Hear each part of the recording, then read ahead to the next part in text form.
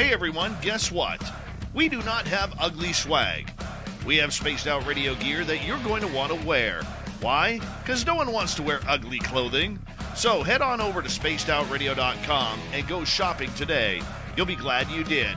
And it's a great way to support our show. Once you get your gear, send us a picture of you rocking out in your SOR swag. spacedoutradio.com, shop there today, and make yourself look good.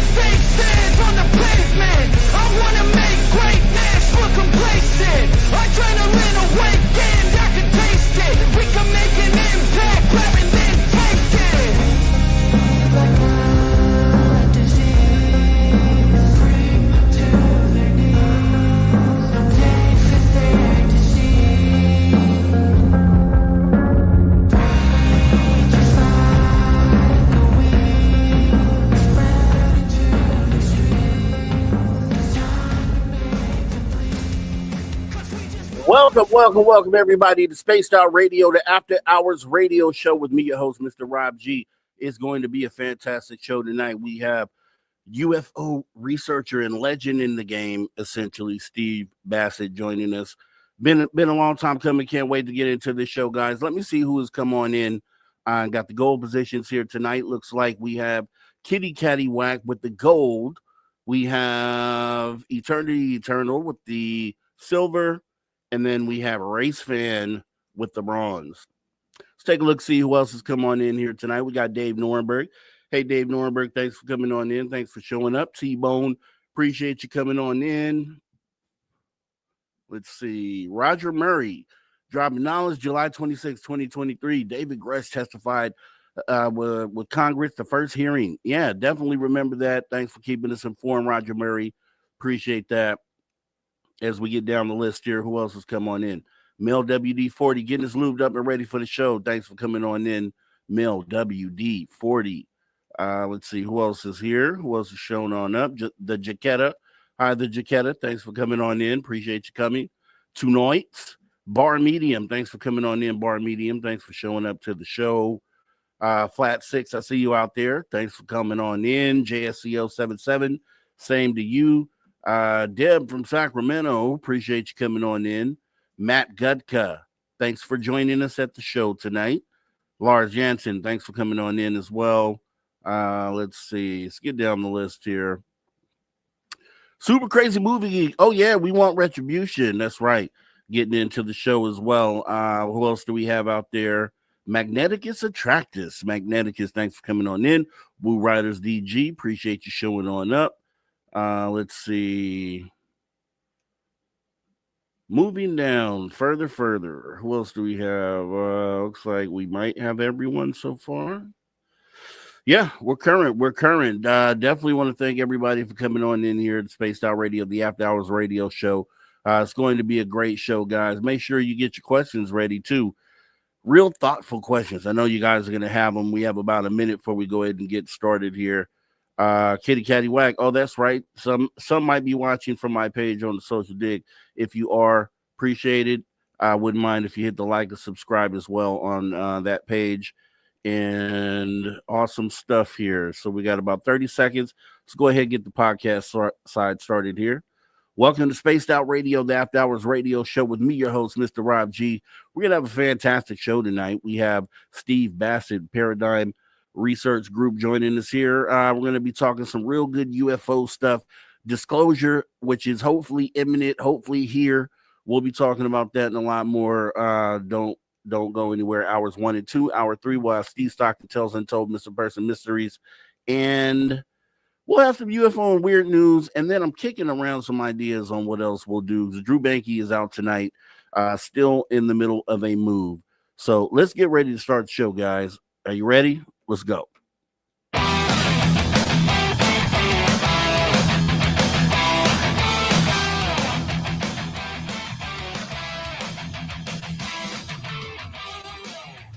Greetings, space travelers. Welcome home. You've just tuned your dial to Spaced Out Radio, the only place where you can own the night.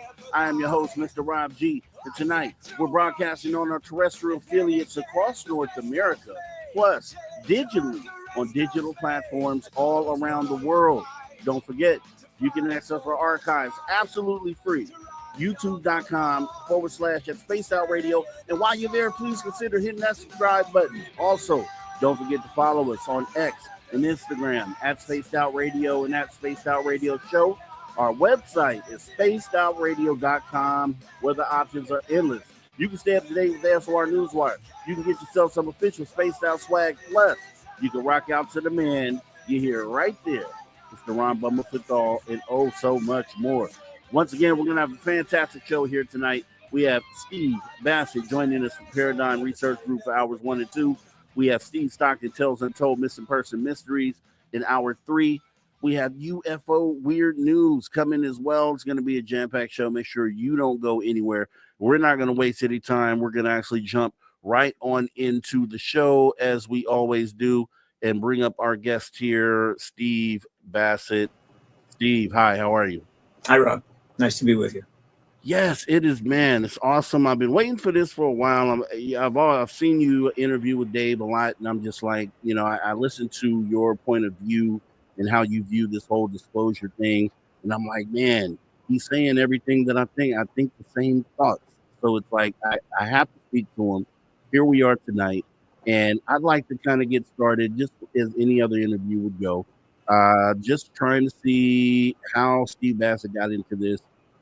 Growing up, had you had any experiences? What led you to finally forming the Paradigm Research Group? Believe me, this was nothing on my radar for the first, 40-some years of my life, I assure you. But I was always interested in it. And I read the odd book or here, or a book or two, and I would occasionally read an article on the subject. Of course, I watched all the sci-fi movies. So I was very comfortable in outer space, like millions of other people. But I didn't get into this as a formal thing until late 95, and made a decision. This is what I wanted to get involved in for a number of reasons, but primarily because I was at core a political activist, and I think I was looking for an issue to activist on. But it wasn't clear. And so I was able to get a nice door into the issue through the organization that John Mack formed in Cambridge. Spent 4 years there, met my first contactees, and got a taste of what was going on. And then early in 96, I figured out what I wanted to do. Or rather, later in 96, I figured out what I wanted to do. I wanted to come and engage the politics of this. So I came down to Washington, had a place to stay, registered as a lobbyist, the first one to do so, got written up in the Washington Post, and thus began political activism, because that's what I am. I'm a political activist, not a researcher, not a podcaster, not an author. Should have written some books, just can't sit still long enough. An activist. And the activist is usually always trying to get the government to do something that it doesn't want to do, that if it were to do it, would be in the best interest of the larger population, if not the country itself. We've had many movements along those lines. We're familiar with them, but this is a more unusual one, probably distinctly unusual. the activist movement to get the truth from the government on this subject, which the government simply has not been able to do, hasn't been able to end what we call the truth embargo. So that's what I've been doing for the last, it'll be 30 years as of this coming January 26th. Wow, that is awesome. And you know, looking at that time frame, that's obviously not too long after Bob Lazar comes out. Did Bob Lazar what in that moment actually moved you into the UFO lane? Was there What anything convinced me to dive into this? In other words, this was going to be it. Then it was going to be volunteer. I mean, initially, and then what would happen after that? I don't know. I mean, it was a leap into the void. But once I realized I was going to be an activist, once I realized that the issue was developing, I was figuring I could raise funds. It was donations funds. I made a decision not to monetize what I was doing. I wasn't going to charge subscriptions. I wasn't going to sell merch. None of that. I was going to make it as pure an activist movement as possible. And again, it was reading up on the subject, went to an event, but also I read John Mack's book, Abduction, and that was the milestone for me. And so it's that simple. I just plunged in, not knowing what was going to happen. And what happened was that it became, as I'd hoped, a full-fledged personal passion and purpose. As I got into the issue, every year that went by, I became more aware how important it was, until I realized it was galactically important, maybe the most important issue in the world. And so it was very difficult to stay with it. And I intend to stay with it until the very end, and hopefully see us achieve the prize of this movement, which is really, the intense activism is maybe 20, 25 years, but the movement really goes back to the beginning in 1940s. And so it's approaching its 80th year. We get the truth from the government, which I've come to call disclosure, capital D, a formal confirmation event from head of state. And that event triggers an untold list of things that will change the world forever. So that's pretty much that basic. Okay, it's not complicated. I've never had a sighting. I've never had contact. I know plenty of people that have. I know contactees, but it was not my fate to have such an experience. And I think it was for the best, because it kept me grounded. It allowed me to kind of approach things without an emotional bias. Not that there's anything wrong with that, but I think it's worked out okay. Yeah, wow. I was totally unaware that you had actually no sighting. So the passion that you have just says even more that you've stuck with it this long, knowing that there's something there. You coined the term truth embargo. Could you explain to everyone here I'm sure knows, but could you explain to others that may be coming in for the first time, what is truth embargo? Yeah, it's one of my personal contributions.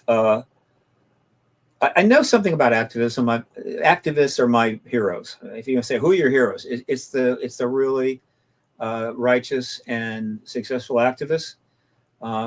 Sometimes they end badly. It can be dangerous. I don't think in this case, but one of the problems this issue had, as we get into around 1990 and forward, when it really starts to become political and can become political. Prior to that, it was pretty much citizen research, endless research by citizens of every type, piling up evidence and documents and sightings and accountings and everything else to the roof, to the moon, which was great. But it wasn't going to get the truth from the government. Activism was going to be required there. And so the activist movement gets underway. One of the things that was obvious to me right away is that successful activism requires the right language. You're communicating with the people. They have to have a clear understanding of what is needed. They need to have an understanding of why they're going to invest time or effort or support or money or anything into this. And the wrong language can really hold that back. And there was a number of examples of bad language or absent language, which became apparent to me because, again, I came in as an activist. I was a researcher. I wasn't looking at the research protocols and criticizing them. Well, the way you studied that particular event, you didn't have the right angle. No, I could care less about that. But there were several pieces of language that had to be changed. One was UFO. UFO was already corrupted, demeaned, and stigmatized term that attached. It was like a tar baby. The moment you use that phrase, you're stuck. You can't get out. Okay, you can't get away from it, or trapped. Like a rat trap. And the government had done that. They had successfully accomplished that. They had destroyed and demeaned that term, but that was the term that everybody had. That's what they used. And so the very use of the term UFO in the research of the literature and conversations, websites, anything else, just was like, it's like getting a punchback. It's like going forward and getting pushback. So it needed change. And so it's not right away, but eventually I started promoting the idea of UAP. I wasn't the only one, but we needed, flying saucer wasn't going to do it. It was two words, too many syllables. And also they were going to stigmatize that too. And it had already been somewhat stigmatized, frankly. And so that wasn't it.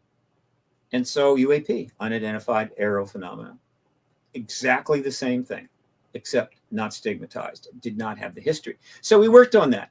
The other problem they had was UFO cover-up. So that was a problem because, first of all, it starts with UFO. So right away, you got a problem. Yeah. And then it's cover-up. It's a conspiracy. It's a cover-up. One of the millions of conspiracies that everybody has embraced and invested a lot of time in trying to solve, or at least being mad about. Problem. It wasn't a conspiracy. Aspects of it kind of had that quality, but the fact that the government's policy to not confirm this truth was a national security policy, fully grounded in the national security structure and backed up by legislation. So it wasn't a conspiracy. It was just a policy. It's not a conspiracy that we have submarines out there with nuclear weapons and they're not going to tell you where they are. And they're out there, or they could do some serious damage if they wanted to. So big problem, because if you're calling it a cover-up, you're essentially lugging it in with all the other conspiracies that people hate and don't like and are criminal. And so you're criminalizing the people in government that are carrying out this policy. And so if you're constantly reminding they're criminals, they're not exactly going to like you or be particularly interested in helping you out, or just irritates them. And so I said, no, you got to call it what it is. It is an embargo. It is a truth embargo. There's other terms you could have used, but I like that one. Truth embargo. I use the analogy of Cuba. You can't go to Cuba. It's embargo. Is it illegal that they embargo it? No, right? And it's that simple. So truth embargo. Now, the truth, it's not any truth. It is the truth. The truth in question, of course, is the fact that we have technologically advanced non-human presence, which I get it. It's extraterrestrial presence as far as I'm concerned. I have very little doubt that I will be proven right on that. But I want to be helpful. There are people that are a little more comfortable. But there's so many syllables and words here. Anyway, technologically advanced non-human presence. That is the term, that is the truth that is referred to in truth embargo. But there was another problem, and it was the absence of language. In other words, if you're going to invest decades in doing research, if you're going to work for MUFON and go out and research 20 or 30 or 40 or 500 sighting events or UFO sighting events, if you're going to write papers, to what end? Well, essentially, prior to the activist movement, it was to get the truth. Okay, great. If it's to get the truth for yourself, that you would know, I figured it out. It's like a scientist that figures out a very significant scientific discovery for the scientist's personal desire. Doesn't want to share it with anybody. Doesn't care if anybody even knows about it. I just want to prove that now I know, and I do something else. But no, the people that did this knew that by gathering this truth together, it would lead to the government finally saying, that's actually what you say it is, and then cool things would happen. Okay, fine. But that's not the way activism works. You want to get the government to do something that it doesn't want to do. You're asking people to invest years or decades of their life, invest money, and Lord knows, make sacrifices and put up with some nonsense, ridicule, shade, whatever. You have to give them a clear definition of what the goal is, or what is often referred to as the prize. in activism. What is the prize? What is the reason you're doing all this? And when do you know when you've succeeded? Well, I said, okay, what's the prize? The prize is the truth coming from the government. And just anybody? No. It's got to be the head of state. It's got to be at the top. In this case, the person that has the ability to declassify anything, open up doors if that person wants to, but certainly it is extremely powerful and it will lead to a great deal. Head of state. And what is the truth? How do you define that truth? What is it going to be? Is it going to be elaborate, complicated, multi-layered? No, it's very simple. The head of state steps out in some context and says to the citizens of the country that person leads that there is a technologically advanced non-human presence in our world engaging us, and therefore, by any reasonable definition, we are not alone. Thank you so much. Now I'm going to go have a drink. That's disclosure. Boom. Whoever does it, whichever head of state does it, unless it's some very tiny country off in the boonies, but any of the 9 nuke countries, whoever, that's it. That'll do it. That's more than enough.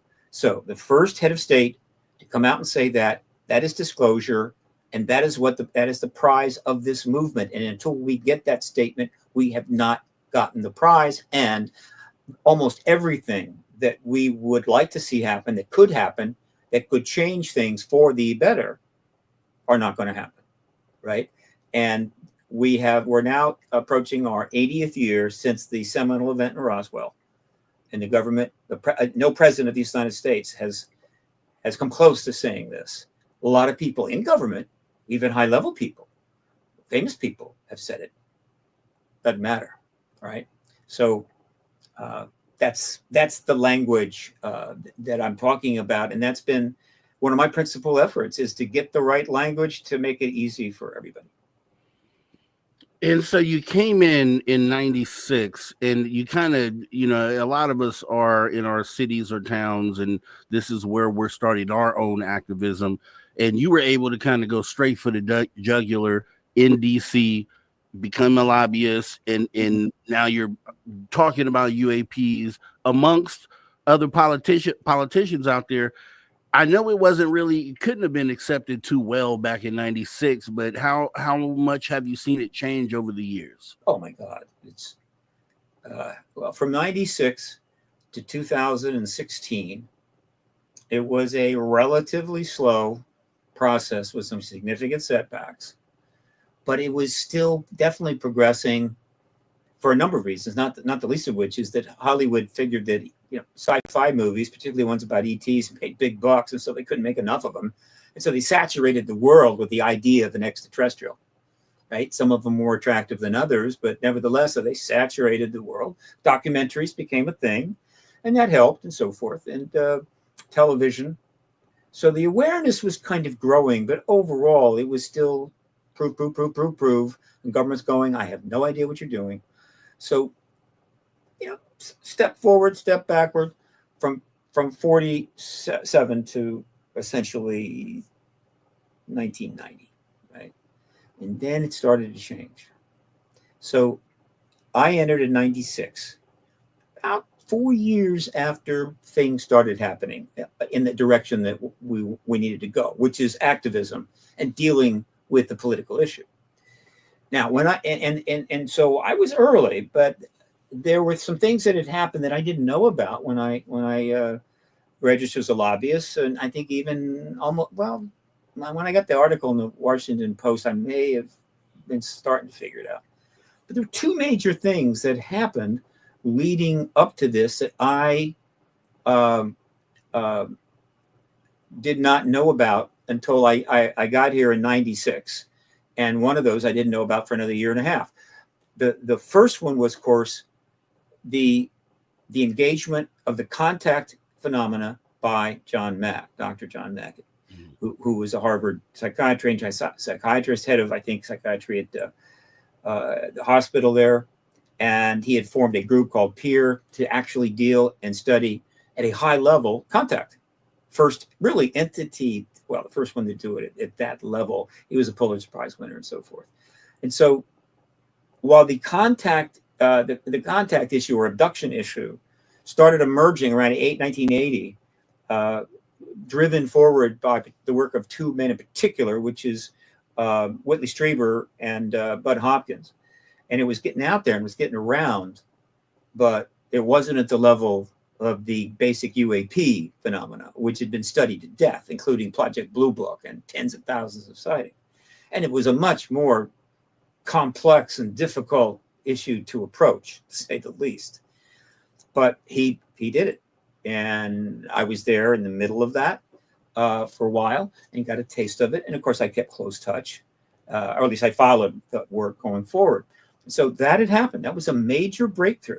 John Mack was at the front line of a major breakthrough, but there were other people like Bud Hopkins and so forth, and Strieber and many others, and written books about this that helped that happen. But he was a breakthrough because of the connection to Harvard and his credentials. Okay. So that's happening between 92 and 96. Well, starts in 92 roughly, moves forward. The other thing that was going on that I didn't know about was that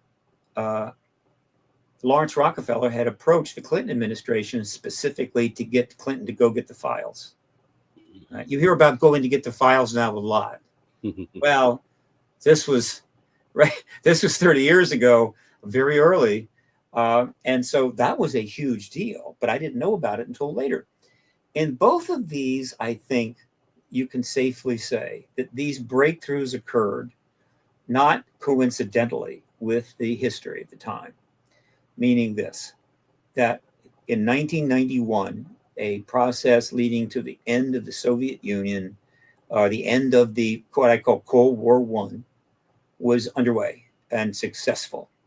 And for some, it was symbolized by the fact that the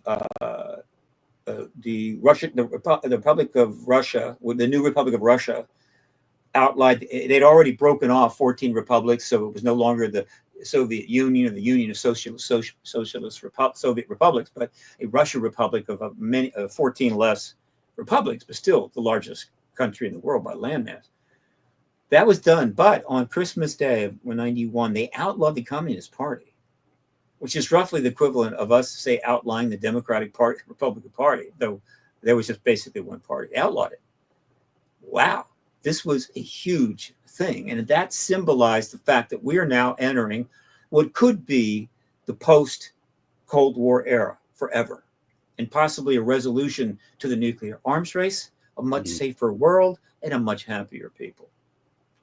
And that is a sea change that opened, I think, the doors for what Mack was doing and of course, what Rockefeller fully intended to do. He knew the implications of the end of the Cold War. He made it clear to one of his colleagues that if George H.W. Bush had won that election and not Clinton, he was going to go see him, even though he was a Democrat supporter and clearly a Democrat voter, but also a billionaire, that he was going to go see H.W. Bush. This issue was nonpartisan.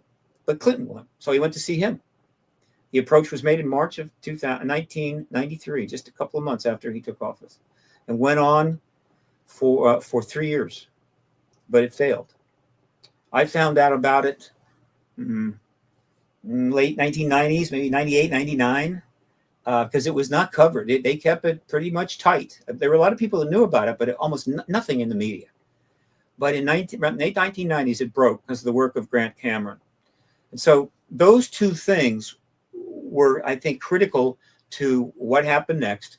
I came in just a little after that, but immediately embraced both. Well, let me put it this way, embraced the Clinton situation because that was exopolitics to the max. But I also more privately embraced the contactee issue. I wasn't going to stay away from it, but I wasn't going to put it in the forefront of the political work because it was much more difficult to use any political thing. Guys, we'll be right back. More awesome conversation right here with Steve Bassett, Paradigm Research Group. Don't go anywhere. If you do, make sure you come right back right here on Spaced Out Radio, the After Hours Radio Show. See you back here in just a moment.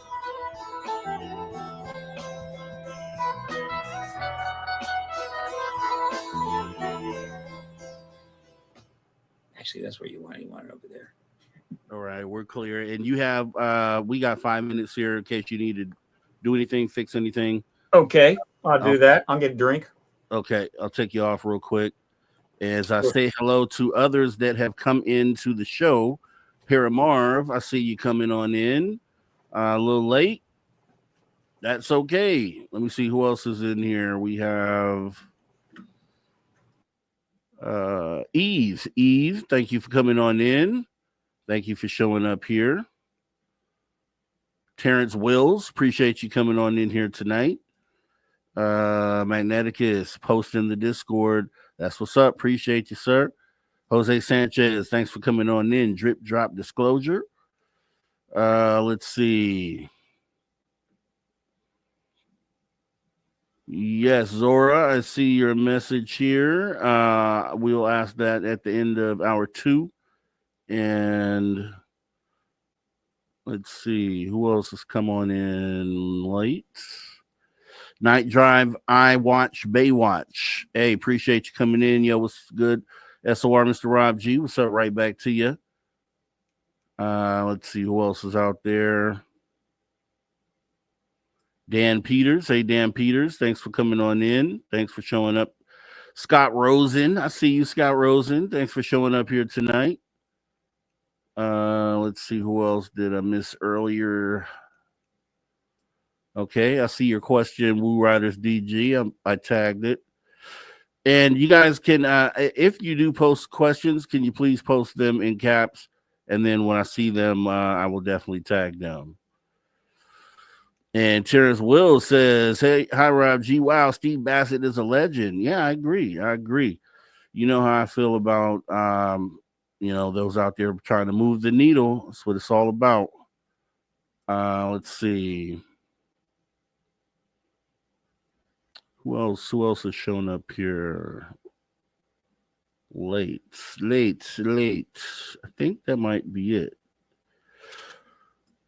Jamie Bright, 4 a.m. here in the UK. Couldn't miss listening to Steve. That's right. That is right. Steve is here. Let's see. Hey, Kenzo, keep up the good work, Steve. Let's see. Who else is out there? Thomas Rock, I missed you earlier. Thanks for coming in.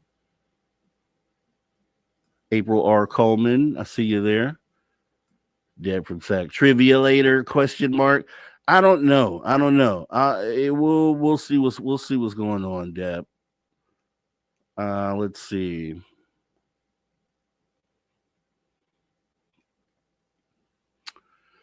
Okay, I think that is it. But yeah, just post the questions in caps, guys. That way I'll be able to see them as to bring our guests back on stage here. There we go. Okay. All right.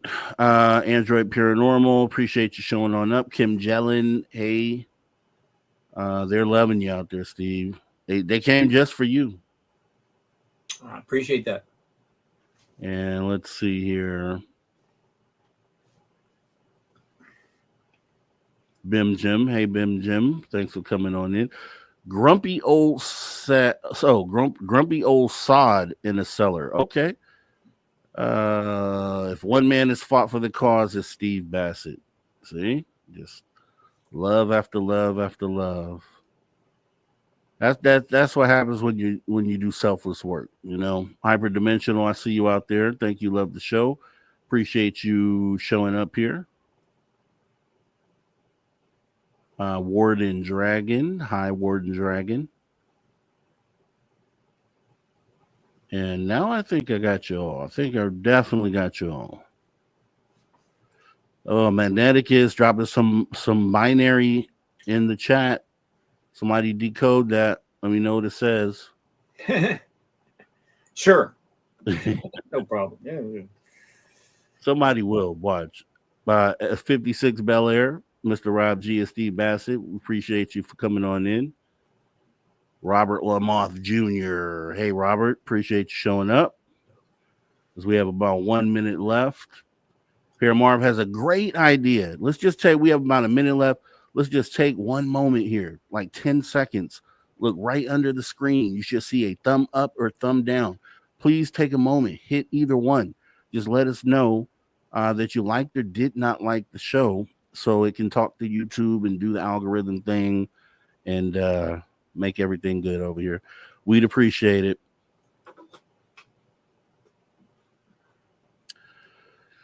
Magneticus, I know what it says. I don't have time to decode that right now, Magneticus. You know I would. Because we have about 15 seconds left here. Kim Jellin says, I choose like. Appreciate you.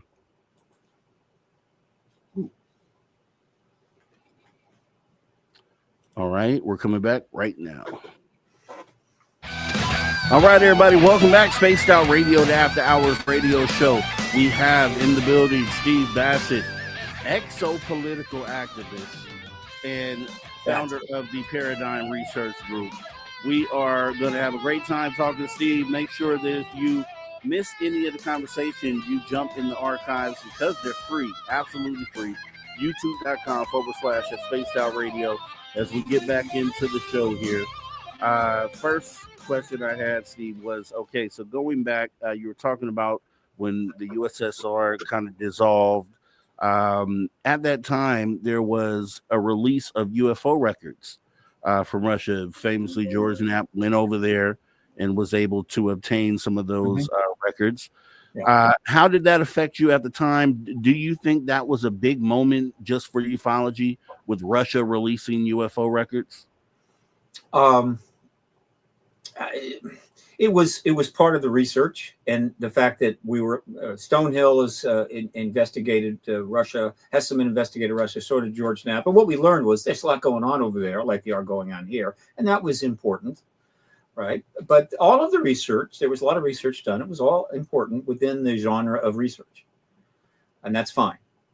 But overall, we had this back and forth, 2 steps forward, 1 step back, into the wind from 47 to 2017, and then everything changed. So let's get to the present as quickly as we can.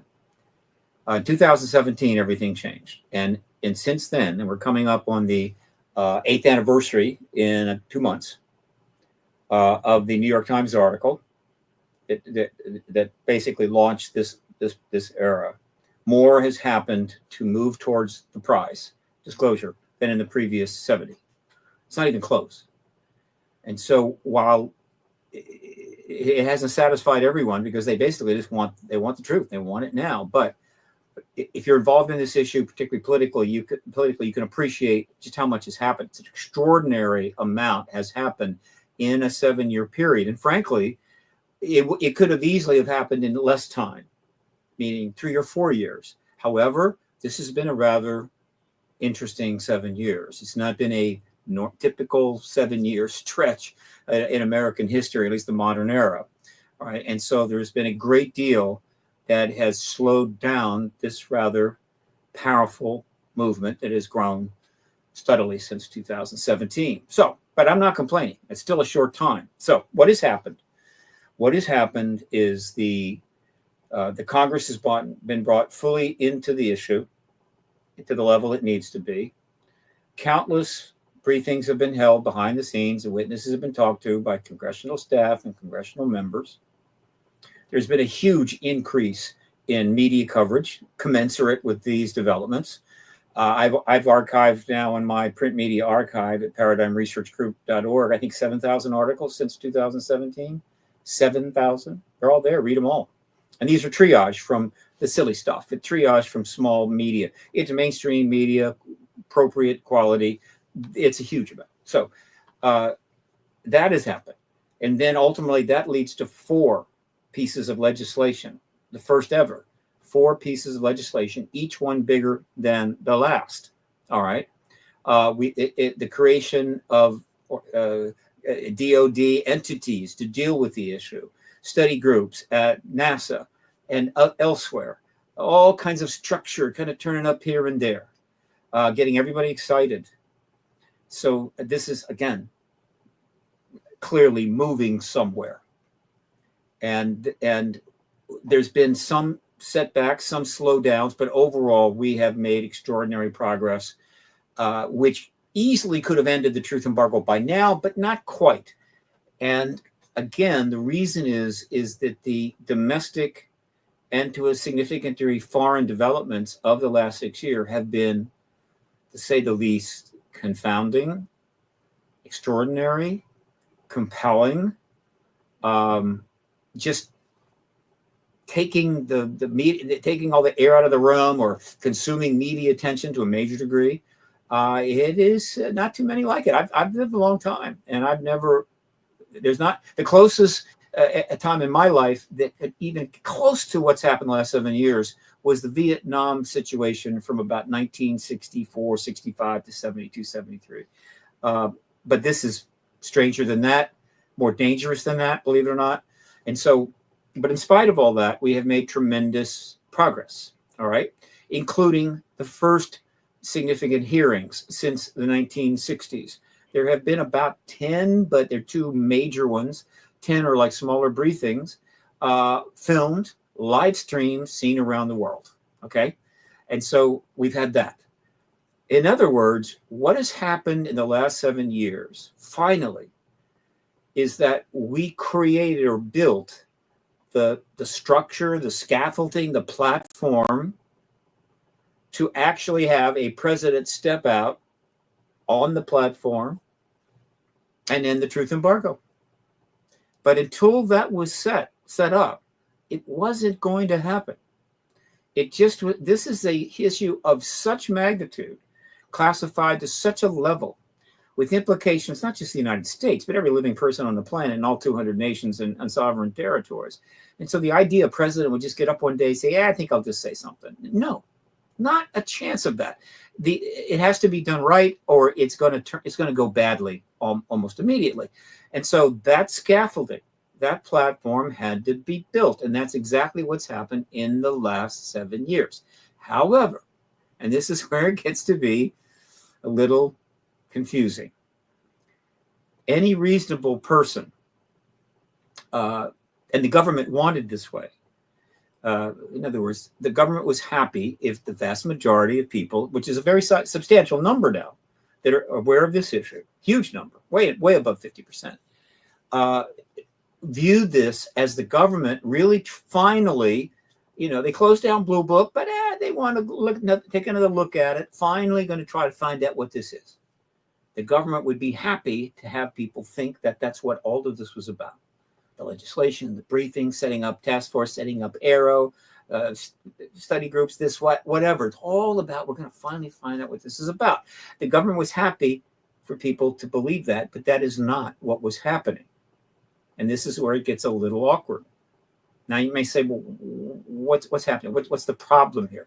The problem is the government had a catch-22 or a paradox, whatever the hell you want to call it. And that was this. Those that cared about how this went down, and there are plenty of those working in our government across many agencies and departments, those that cared that this went well, understood that this structure, this scaffolding had to be built before a president could come out and finally say what the government has known since 47. Trust me, there are people in the highest levels of government, including every president, that to one degree or another was quite knew that, yeah, this is non-human technological presence here. It's classified, and the public's not to know about it, but they know about it. And so they understood this had to happen, but they had this dilemma. Because the purpose of setting up the scaffolding was so the president could step up there and formally confirm that there's this extraterrestrial presence. But they couldn't go to the public and say, we're building all this and passing this legislation because there's an extraterrestrial presence. You see, you can't do that. And so they had to give another reason. And the logical one was, okay, we're finally going to figure it out for you. And then, it's going to lead to somewhere and it's all going to be great. Maybe you'll learn special secrets. But of course, that was a ruse. They built a Potemkin village for a purpose. And everybody involved in it, most everybody involved in it, knew that. There were a few, I think, that didn't know that. And they had a rough time because they're scratching their head going, wait a minute. This doesn't make sense. Why did they do that? I mean, we knew this and so forth, and whatever. Right? Hey, life's difficult, activism is hard, and governing is hard. Okay, and so this was the dilemma that they had, and the biggest problem that was facing the public on this. I have given easily 500 interviews since 2017, and I have repeated hundreds of times this simple truth, that all of this is not about finding out what's going on. They already know what's going on. It's about setting up the platform for a president to step out in the truth embargo. And then what immediately follows after that, which is a lot, we're ready for it. I mean, somebody might take somebody aside, or a journalist aside. Isn't it fortunate now that the president announced yesterday that we're not alone, we got an ET president? Isn't it fortunate that we actually have an arrow or a task force, and we have all that legislation and whistleblower protection, and that we have a study group at NASA? Well, how fortunate that we have all that, and so we can now move forward. And I suppose the reporter will look at him and go, "Yeah, that's pretty lucky." I mean, it's not luck at all. That's what they had to do, and so this is the dilemma. Now, the fact is that we are basically have built the platform. It's done. The American people are polling at very high numbers on this issue. The numbers that think it's real, the numbers that are pretty convinced it's extraterrestrial, the numbers that believe the government are lying, the government that want this, the people that want disclosure. These numbers have just kept climbing. And so when this happens, I assure you, the Congress and the president and the DOD, most people are going, "Yeah, hey, thanks, about time. Okay, what else you got? Let's get that stuff out. Let's get the information out, et cetera, et cetera." So it's all done, but yet it hasn't happened yet. And there is the problem. Because of internal political unrest in the United States, or chaos, or whatever you want to call it, okay? Because and also upset and clashing and so forth, and very partisan politics. Because of that, it has really made it much harder to get enough focus on this issue to get the job finally done. But we have gotten extraordinary developments in the Congress. We've had hearings, the legislation. We've had a number of members of Congress make it clear they want to get this truth out. There are several members that have said publicly that, yeah, what we're going to get out is we're going to tell you there's ETs here. But that's not disclosure. So that is all there, but we can't close the deal. And that has led to some pushbacks. There for a while, we were rolling, and the pushbacks were not there. But recently, we've had some serious pushback, meaning it is simple. And this has happened over the years, but this time it's a little more obvious. In other words, if the Department of Defense, whoever's the people that matter in the Department of Defense on this issue and elsewhere, see that things are really slowing down, and they see an opening, they see some weakness in the activist movement, they take advantage of it, right? And it's like a weakness in the wall. You're going to attack that part of the wall, and so they have pushback. And there has been a number of things. There has been attacks on some of the witnesses, particularly like Grush.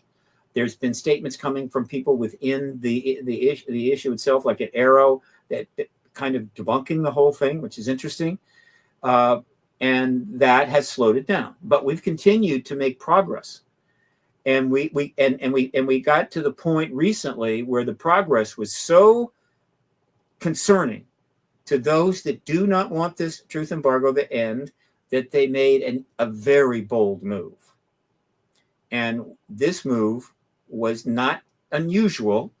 They've done similar things like this in the past, but this is one of the most bold, egregious maneuvers I've seen. One of the best examples of DOD desperation that I've seen in my career on this, and this is what they did to try to slow things down. They saw an opportunity to slow things down. They can't end it. They know that. But if they slow it down, buy some time, whatever the hell they want to do. And so what they did, here's what happened. Don't know who started this, but either the Wall Street Journal or the Department of Defense approached the other about the fact that, hey, good time to do an extensive couple of articles on this subject. So much happening here. We've got a lot of information, got some people you can talk to, or whatever. Are there people we can talk, whatever. And they came together to write two stories, two very significant stories at a very critical time in the Wall Street Journal, which is a major, major paper. And what can I say? they were, well, let me put it this way. I hope the two authors of these two articles, these two huge articles in the Wall Street Journal, were basically had. In other words, they were taken advantage of by the Department of Defense. Yeah, we've got some people for you to talk to. Let's get an article. Here's the stuff. They wrote it. Out it goes. I hope they were taken advantage of, and I hope the day that they figure that out, they won't hesitate to come forward and speak out. If, in fact, they were in on it, meaning, here's what we got to do, guys. We got to get this out there. It's national security stuff. Got to slow this thing down. It's getting a little bit of a problem. So do the right thing for your country. And they deliberately put out this nonsense, knowing it was nonsense. Then I feel bad for them, because this is not going to end well for them at all. These are disgraceful articles. The Wall Street Journal does great things. It does awful things. It's one of the problems of being powerful. You can do great good. You can do great bad. And so what these articles tried to do was really slam put up a significant barrier to the specific progress we were making. And the progress we were making is that we were now making inroads into the House committees, into particularly the and also the task force on declassifying government secrets, providing witnesses that could be breakthrough witnesses for them. And we were getting close to succeeding, and then there was other things happening in the media and stories. And so here's what they did. They gave these two authors two stories for the first article. The first story was an effort to provide a completely false explanation for the shutdown of the nuclear witnesses, which had been out there and in play, studied for decades, going all the way back to the early 90s, but had not broken through in spite of enormous effort. And the reason it hadn't broken through is the Department of Defense understanding how serious that was in terms of maintaining the truth embargo, that they took extreme measures. And by extreme measures, I don't mean threats, but rather they said, we're going to ghost this. We can't, there's nothing we can do. We can't go murdering SAC-based officers. We can't make them disappear. We can't disgrace them on TikTok. And so we'll just ghost them. Like they don't exist. And they successfully kept the media from really getting involved in spite of several major books, documentaries, 2 press conferences and efforts by me, right? Testifying in front of the citizen hearing and so forth. They just managed to keep them at arm's length. But as we approached that article on June the 5th of this year, we were making big progress. And they realized if they didn't do something, there was going to be a hearing very soon with at least 4 witnesses to the shutting down of our nuclear weapons that were present when it happened, as well as the interference of a nuclear weapon while traveling in flight at 8,000 miles an hour by Air Force officers, including SAC-based commanders. And this would be a bad thing. This would be a huge problem for them. And so they tried to explain what has been described in documentaries and books in great detail, what happened, as an EMP experiment to see if it could shut down the missiles by us. And that the way they described it and everything was nonsense. Yeah. I mean, a 10-year-old could have done better. I was immediately contacted by one of the gentlemen that was involved in the investigation of the post-Malmstrom event, and told me flat out they almost immediately eliminated EMP. It was simply not possible for a whole bunch of reasons I'm not going to get into now, but you can go online now and Google them up, right? Because this is never going to go away now. They kind of locked it in for sure, but it was embarrassing. And the reason it was embarrassing is because of the second part of the article. Because one, they said, okay, for all of you reporters and science people in the bunkers out there, it was a giant EMP experiment that apparently we did 5 or 6 or 7 times without anybody getting it. And by the way, we also did the same thing in Russia, right, where we shut down missiles over there. Apparently we snuck an EMP thing in there or whatever. And so that explains it, so you can chill. But the second part of the article is they had to debunk Bob Salas. In other words, they had to make him a liar. And that's when I got pissed off. Okay. And so they basically tried to explain why Bob Salas had it all wrong.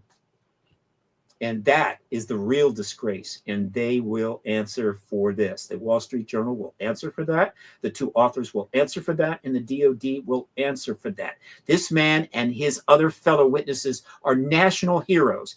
And what was done to them is a disgrace. And to the extent the American people want to rise up and raise hell about it, please do, to your members of Congress, to the DOD, whatever the hell. Okay? So that was their effort to slow it down. It immediately blew up in their face. First, Bob Salas wrote an excellent counter article, point by point, dismantling it, sent that to the Wall Street Journal to publish, and of course they refused to do it. But then other people, substantial people, the Debrief, and I'm pretty sure the Debrief wrote a counter article, as well as Kevin Wright wrote a counter article. I think Von Rennenkamp at the Hill wrote a counter article, all dissembling this damn thing. And then the internet just ripped it to pieces. But as you know, at the same time this is happening, very big other things are happening. And they knew that. They knew that there was a better chance of succeeding because of all the other stuff that was happening. And they also knew this, that when they can do a successful pushback, a couple of things happen right away. A lot of the papers that have been writing lots of articles take a break. I mean, the newspapers, they cover stuff. This issue has been covered to death. And it's a problem. And at some point, it's like, geez. And so they get an opportunity to kind of step back from it. They'll take it. And so the coverage just dropped way, way down because I watch it all. And it shows up in my archive. It covers it, drops it down. That's cool. I get it. So they get that benefit. And then it's a message to all the debunkers and the skeptics, God bless them, who mostly hang out now on X and social media, mostly X. But some of them do write the article. They can come out and play. Hey, yeah, we just gave you an opening here. Yeah, we just debunked the whole nuclear shutdown thing. We've called Bob Salas a liar, basically all the other witnesses a liar. So come on in, give them a couple of shots, maybe a few below the belt. And that helps them a little bit. But they did this stuff 20, 30, 40, 60 years ago. Mm-hmm. But this is the age of the internet. This is the age of hundreds of millions of people with cameras that can film stuff in the air, thousands of podcasts that can interview everybody all the time. It doesn't work anymore. And so all this did was embarrass the Wall Street Journal, embarrass the Pentagon, about a little bit of time, and only make us more pissed off. And so that is kind of what took place recently. But guess what? Here's what else is happening, because they're not going to win. The DOD will yield on this. They have to. And if they do it right, we will be kind. But if they go too far, we're not going to be kind. But there are a lot of other things going on. So for now, they've got cover, whether it's in the Mideast, whether it's in the South China Sea, whether it's in Afghanistan, the Indian border, and so forth. And of course, Ukraine. But here's where we are. The third hearing, which has been put off a number of times for the various reasons that I've mentioned, looks very promising for September, which is after the recess, which goes through the entire month of August. And so Burleson has indicated he wants to have a hearing. He's indicated he wants firsthand witnesses. They've talked about a few that they're looking at. Luna has also indicated she wants a hearing, but she's not focused on that. Luna now is devoting her time to very significant matters, which is the JFK hearings, JFK documents, the RFK documents, and the Epstein documents. That is a full-time job. And so she essentially assigned the UAP portfolio over to Congressman Eric Burleson, a really, really authentic, good guy, nice guy who's been following this. He's on a learning curve because he didn't have much knowledge about it, but he's doing his righteous best. And so now he's the one, I think, calling the shots on the hearing and so forth. Let me stop you right there, Steve. Let me stop you right there on the Eric Burleson piece. So I have something that I want to play. We're actually running into the break right now, but we'll pick back up with the Eric Burleson conversation because it seems like, along with the Wall Street Journal articles, there is also maybe part of the same thing, but there's a misinformation campaign going on, I think, as well. And I want to talk to you about that as we come back from break, guys. Right here, don't go anywhere. Conversations that move the needle. Conversations that move the needle. You're listening to After Hours with Mr. Rob G on the only place where you can own the night. Spaced Out Radio. Spaced Out Radio. You've tuned your dial to the right frequency. All right, guys. See you right after the break.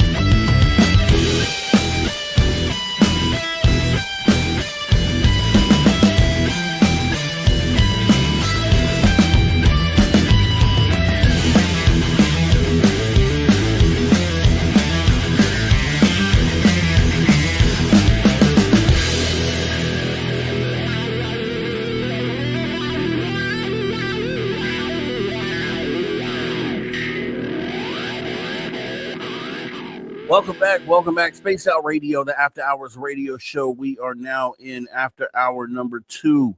and we are bringing our guest right back in, Steve Bassett here, guys. This is the time, the hour where we will ask questions, and I do have a lot of them so far. If you put put them in caps, and I'll make sure I grab them. We got about 20 seconds left before we come back from the radio break, and I'll skim through some of them. Some seem a little redundant, and let's see. All right, 5 seconds. Here we go. All right, everybody, welcome back. Space Out Radio, the After Hours radio show, After Hour number 2, with me, your host, Mr. Rob G. We have our guest back in the building, Steve Bassett, who is an exopolitical activist, trying to get disclosure, trying to bring disclosure. Hopefully it comes soon. We'll be talking about that and a lot more this hour. Make sure you don't go anywhere. If you miss any of the conversation, archive for free, youtube.com/Spaced Out Radio. Jumping right back into the convo. So, Steve, right before the break, you were actually talking about Representative Burleson and how he's kind of new to this. If you wanted to go ahead and finish that thought, because I actually wanted to bring something up in regards to a statement that he recently made. Oh, hold on. You were muted. Okay, go ahead. Okay, the larger point I was making was this, that a year ago, I had the opportunity to meet with Representative Congresswoman Mace, and when she interviewed Bob Salas, the key nuclear shutdown witness, but not the only one, right? But the one who's been leading the effort to get his comrades, fellow officers in front of a hearing under oath. So that happened. And the information regarding these witnesses has been provided to all of the offices of the subcommittee, as well as the entire Senate Intel Committee. But recently, I had the privilege of meeting with Congressman Burleson, and he has now been provided all the information needed to consider these witnesses.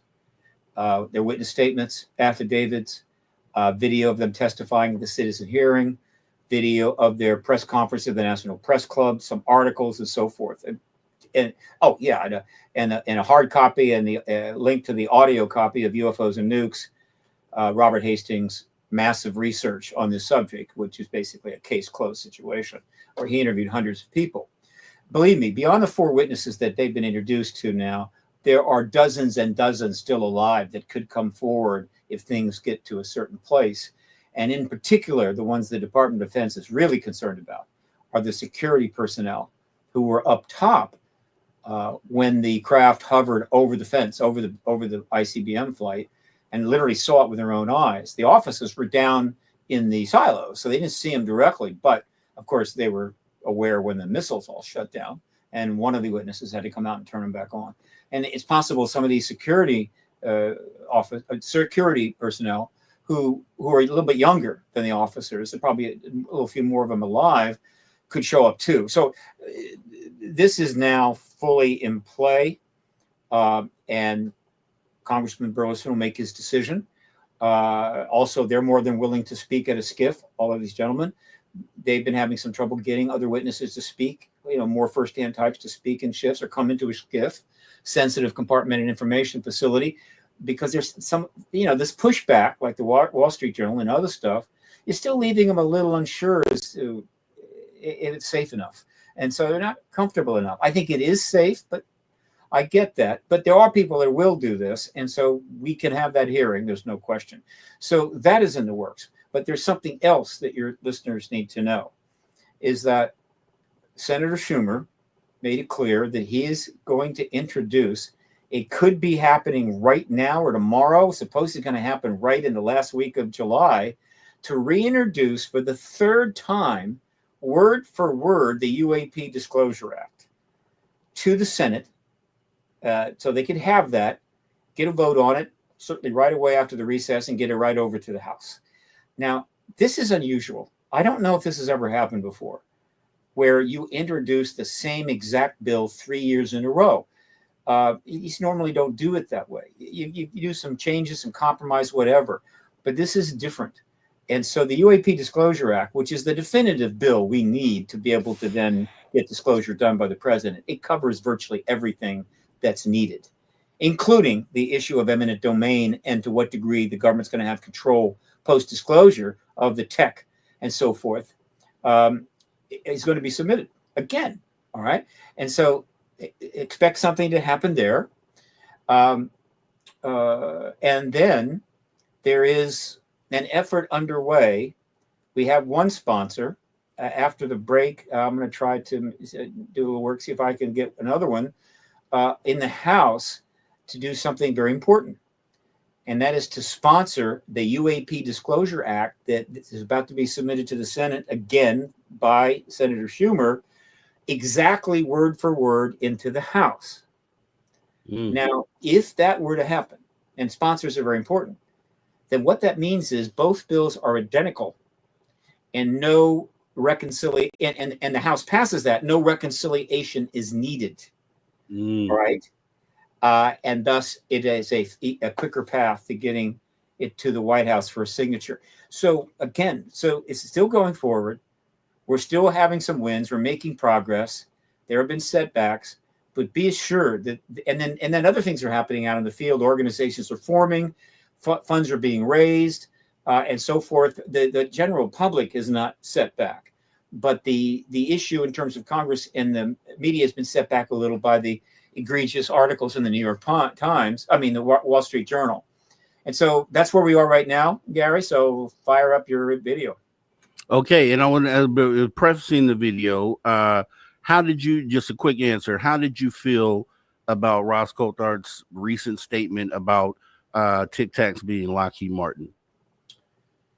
Ross Coulthard, he's got access to a whole lot of people, a whole lot of insiders, and he's a serious journalist. I think he's the lead journalist in the world on this issue right now. But there's some others, but he's got some major wins there. So I can't dismiss it. I struggle with it, but I can't dismiss it. Until we have much more information, I put a pin in that. We'll see where it goes. That little thing that hangs out from under, it's like a what do they call it? There's an arrow tube or something that you see on airplanes, but that thing there is an interesting red flag that makes you wonder that if it's Lockheed, then of course Lockheed one day is going to have to answer, what the hell are they doing flying a fleet of those out near one of our aircraft carriers on maneuvers? Was that authorized by the government, or has Lockheed lost its friggin' mind? But we'll see. Right. Again, does that mean that there's non-human technology? No, it just confirms what we also believe is true, that the amount of progress we have made with that technology has been extraordinary, and that progress is not available to the rest of the human race, which needs all of the help it can get. And so it's becoming an increased problem for the defense contractors who are digging a deeper and deeper hole for themselves as they exploit, use, and hope to make money from this technology, but it ain't available to us, and we've got serious problems. So we'll see how that plays out.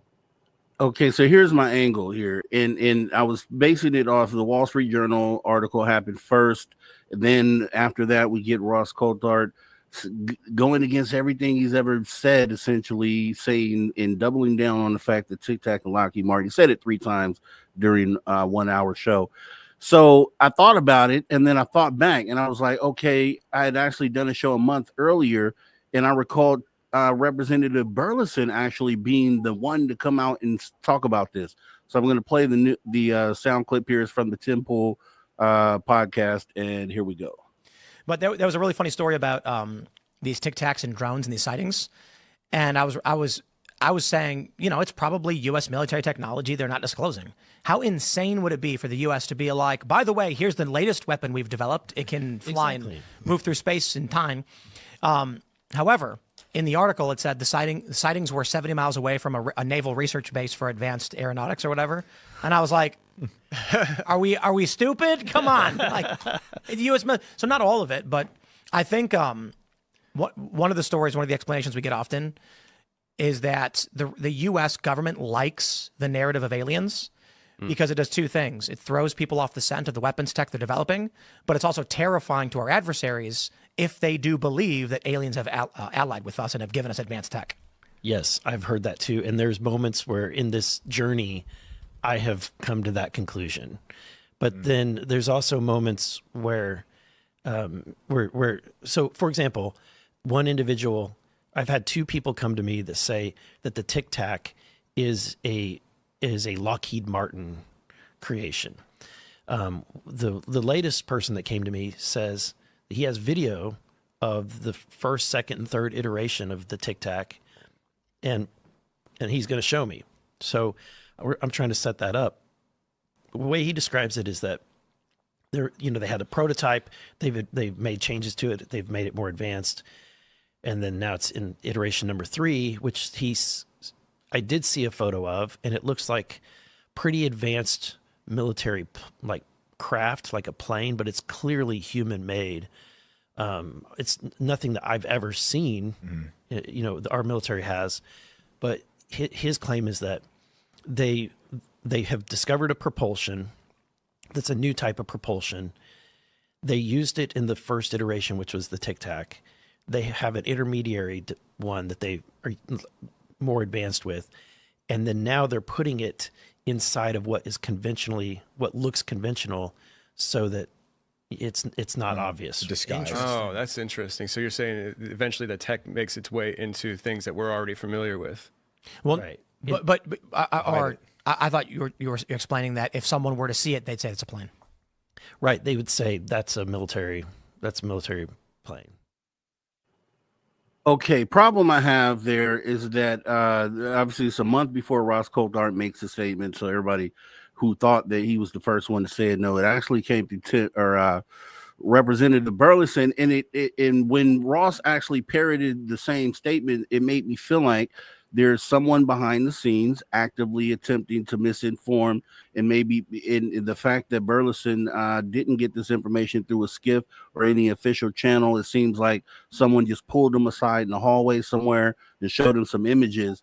And then he breaks that news on just a normal podcast, not at a press conference. And so it just makes me feel like maybe our reporters, and then also the Congress members that are locked into the UFO issue, are individually being targeted for this new angle that takes the steam out of them pushing for more UFO disclosure. What do you think about that? The reason the embargo has lasted as long as it has, right? It's coming up on 80 years.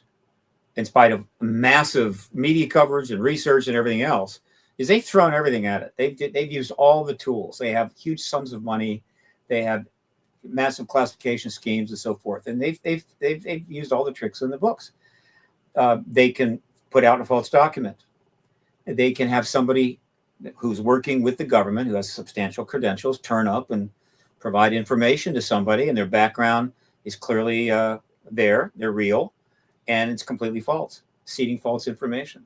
They can play these kinds of games.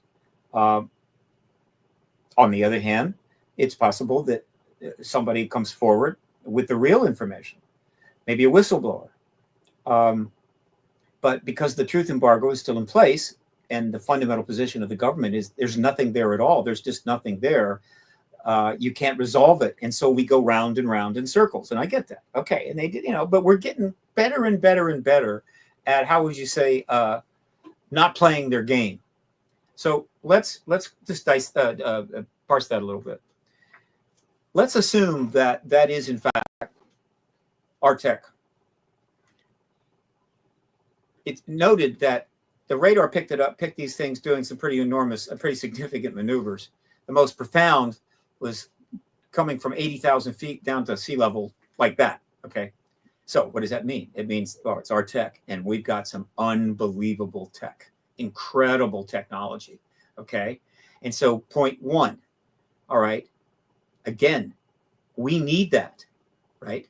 We need that kind of technology. And by keeping it from us while we deal with a host of global problems that is resulting in wars and deprivation and pain and suffering and the deaths of millions of people, what's your justification for that? That's point one. Point two, what are you doing flaunting it? What are you out there flying around so you can be seen by our own radar, right? And you've got officers and so forth, people on those aircraft carriers or what have you, and the pilots, they don't know it's ours, and their lives are being turned upside down. You're screwing around with them. So even if it's ours, it's a disgrace. It's a major problem. All right. But does that mean because those Tic Tacs are ours that all the sightings have been of our craft? Nonsense. Of course not. We've got profound sightings going back to the 40s and the 50s. Do you think they had Tic Tacs in the 50s? So it's part of the game. And one of the jobs of the activists and people like myself and some of my colleagues is we just don't play their game. They can play that game. We're not going to play it. All right. So it may be a Tic Tac. It may be ours. It may not be. Doesn't matter. And by the way, if their intention was to, well, let me put it this way, whatever their intention was back in 1990, in 2004, when they were flying around the carrier group off the coast, whatever their intention was, it advanced this issue. I mean, it was kept pretty much off the grid for a while, but eventually exploded into the scene in 2017. It was helped drive those articles.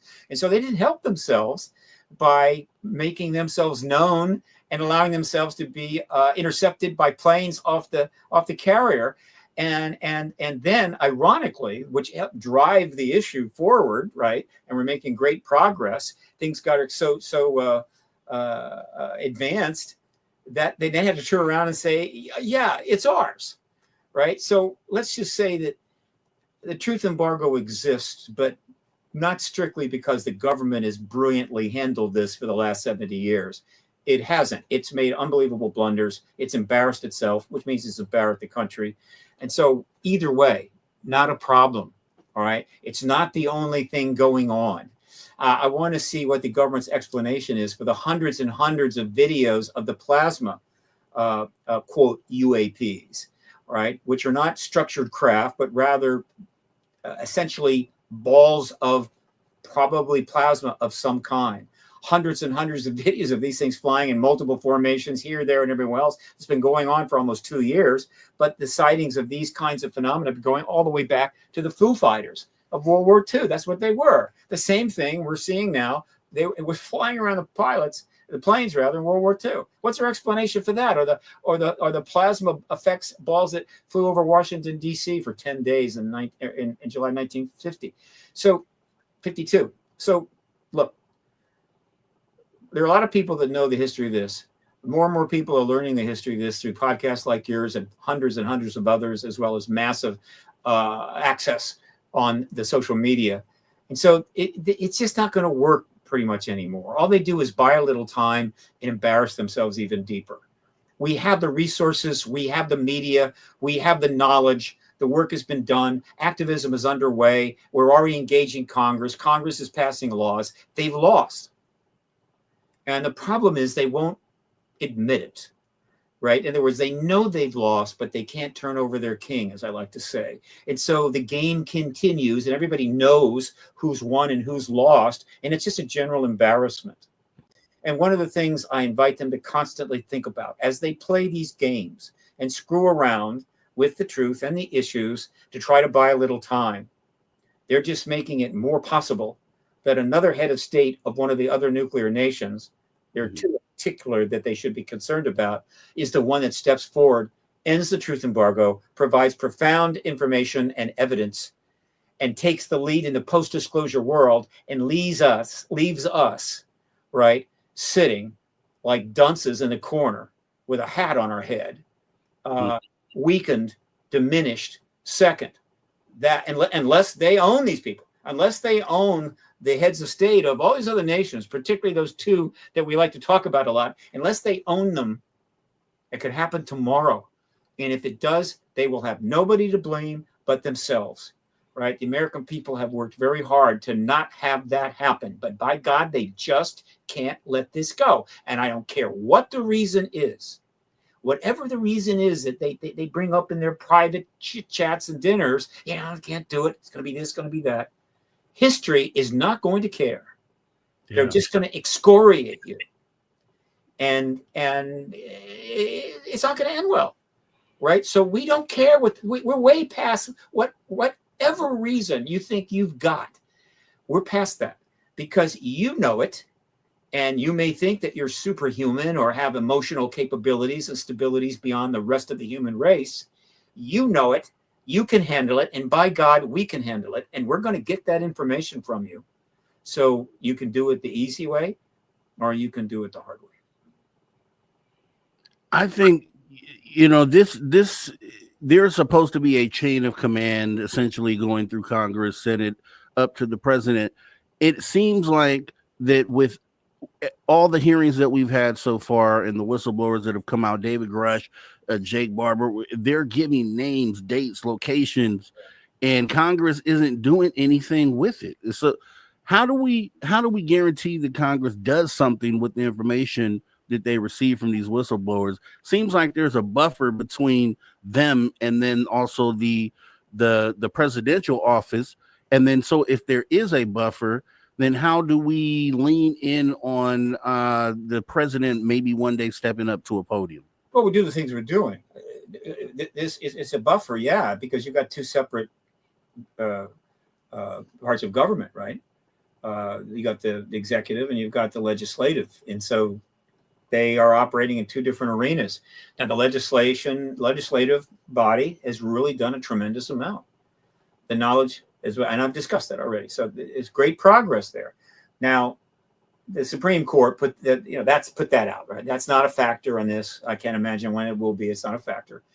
But under the executive branch is the defense arena, the military intelligence complex, which is under the executive branch. True, but it's kind of like off in its own thing, right? So it's almost like you got two branches within that branch. And so you're dealing with three fundamental entities: the Congress, the White House, and the military intelligence complex. The White House has had very little direct engagement in this. It stayed out of it, right, with a few brief exceptions, certainly in a public arena and even what we know from the inside. So it's come down pretty much to the Congress and the Department of Defense and the military intelligence complex. The fact is, we've made great progress. We've got the Congress where it needs to be. The door is open to move forward at any time. We're going to see more progress. The media is on board, and so as I often say, this platform I refer to, this scaffolding, is essentially built. You could use a little paint, maybe a couple of a railing or two or something, but it's basically built. And so the truth is, regardless of what the Department of Defense happens to be muttering at this time, or what article turns up in the Wall Street Journal, the fact is the platform is built, and the president can step out anytime he wants, end the truth embargo, confirm the extraterrestrial presence, and we'll be fine. But that is a decision that only the president will make, and influencing the White House at that level is a different ballgame altogether.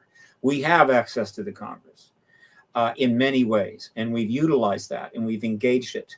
But access to the Oval Office, that's a different matter. Now, we do know that it's been raised. We know that his sons are interested in it. His son has a podcast. He interviewed Elizondo and Coulthard, and it's come up in other ways. And so it's not like it's not at least something there. But in case you've noticed, there's some other more compelling matters now that the White House is dealing with, both domestic and foreign. And so getting to the Oval Office, those kinds of things are much more inhibitive than dealing with the Congress, where you've got many Congress people you can deal with. And of course, they're not, the head of the military, the commander in chief. And so the problems that I mentioned that are going on that have slowed things down, they are particularly relevant to what the decisions the White House is going to make. All I can say, and I'll say it as often as necessary, is that the platform's built. And if the president walked out tomorrow and says, we're not alone, there's ETs here or non-human technological advanced entities here. We do have some vehicles, got bodies. There's some legislation that's going to help get that information to you. But I'm confirming it, and you're going to know more soon. If that happens, I assure you, it's going to go just fine.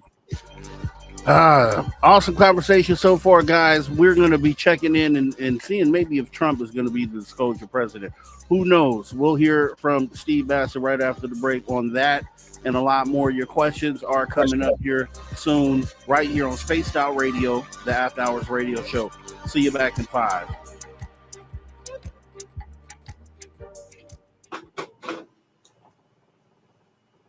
All right, we are clear. We are clear.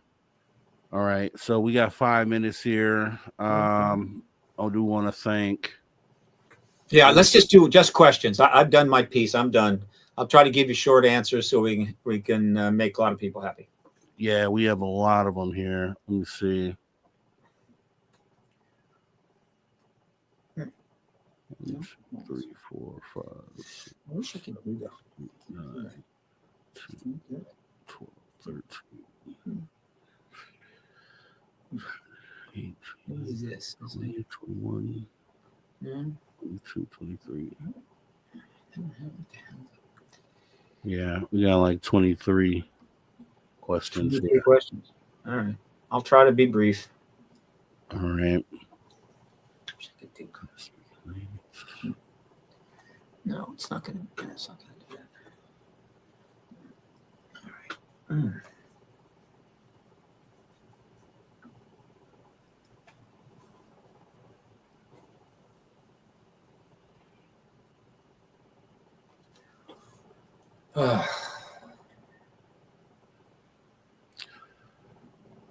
C-Tech, I saw your super chat here. Ooh, I just lost it here.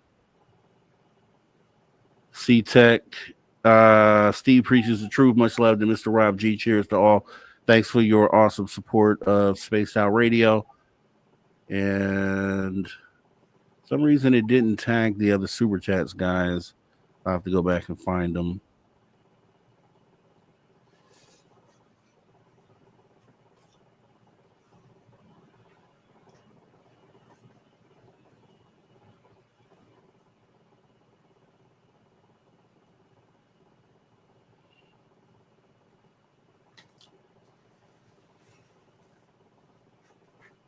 All right. Eversore, everyone's writing in caps. Those are questions. So if you have one, you can put it in caps. I'll make sure I tag it.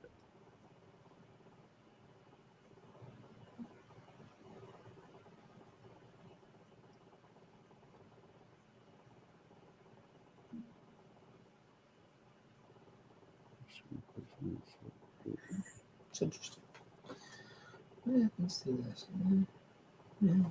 Does it automatically adjust? Yeah, it automatically adjusts. I'll be reaching out to you, C-Tech. I'll send you an email here soon.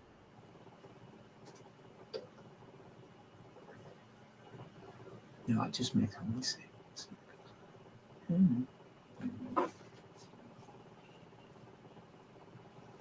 All right. About 2.5 minutes here.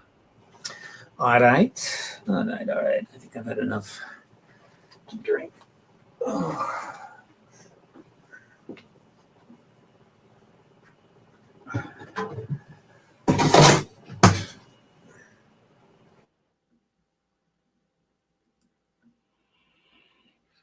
All right. Let me see. I see you guys out there. Let me see. Balance is truth. Dan Peters. Okay, I see you out there.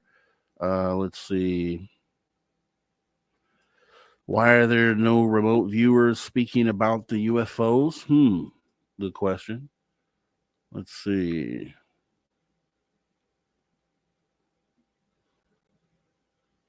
Just move back here.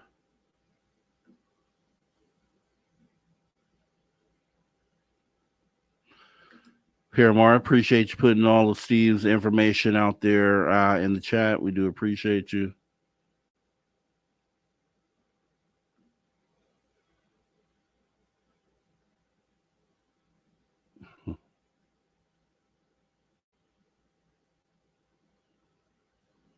Marshmallows. Let me see.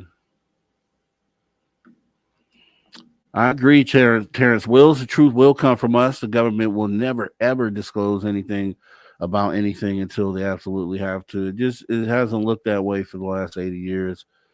Hopefully that is, like I said, I look at it more as the cherry on top if they do, right? Because we have the means to get it done ourselves. But it would be cool to have them show the bodies in the craft.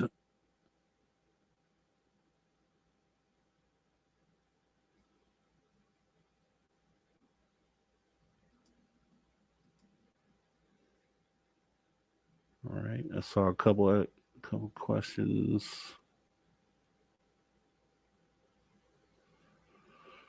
All right, guys.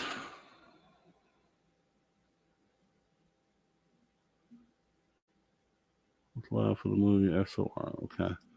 All right, we got about 20 seconds left here, bringing our guests back in.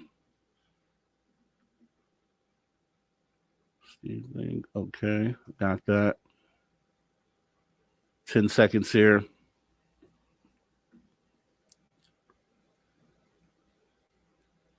Here we go.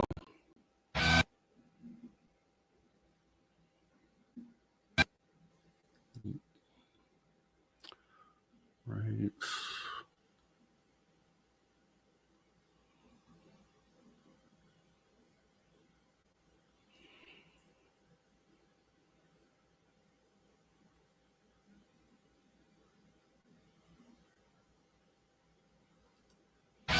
All right, everybody, welcome back. Spaced Out Radio, the After Hours radio show. We're on the back half of hour number 2 with our guest here, exopolitical activist Steve Bassett in the building, talking UFOs, talking disclosure. We're getting to your questions right here on this half hour. You got a lot of them, so we'll go ahead and bring the first one up here. If you missed any of the conversation, jump in the archives, absolutely free. YouTube.com/The Spaced Out Radio.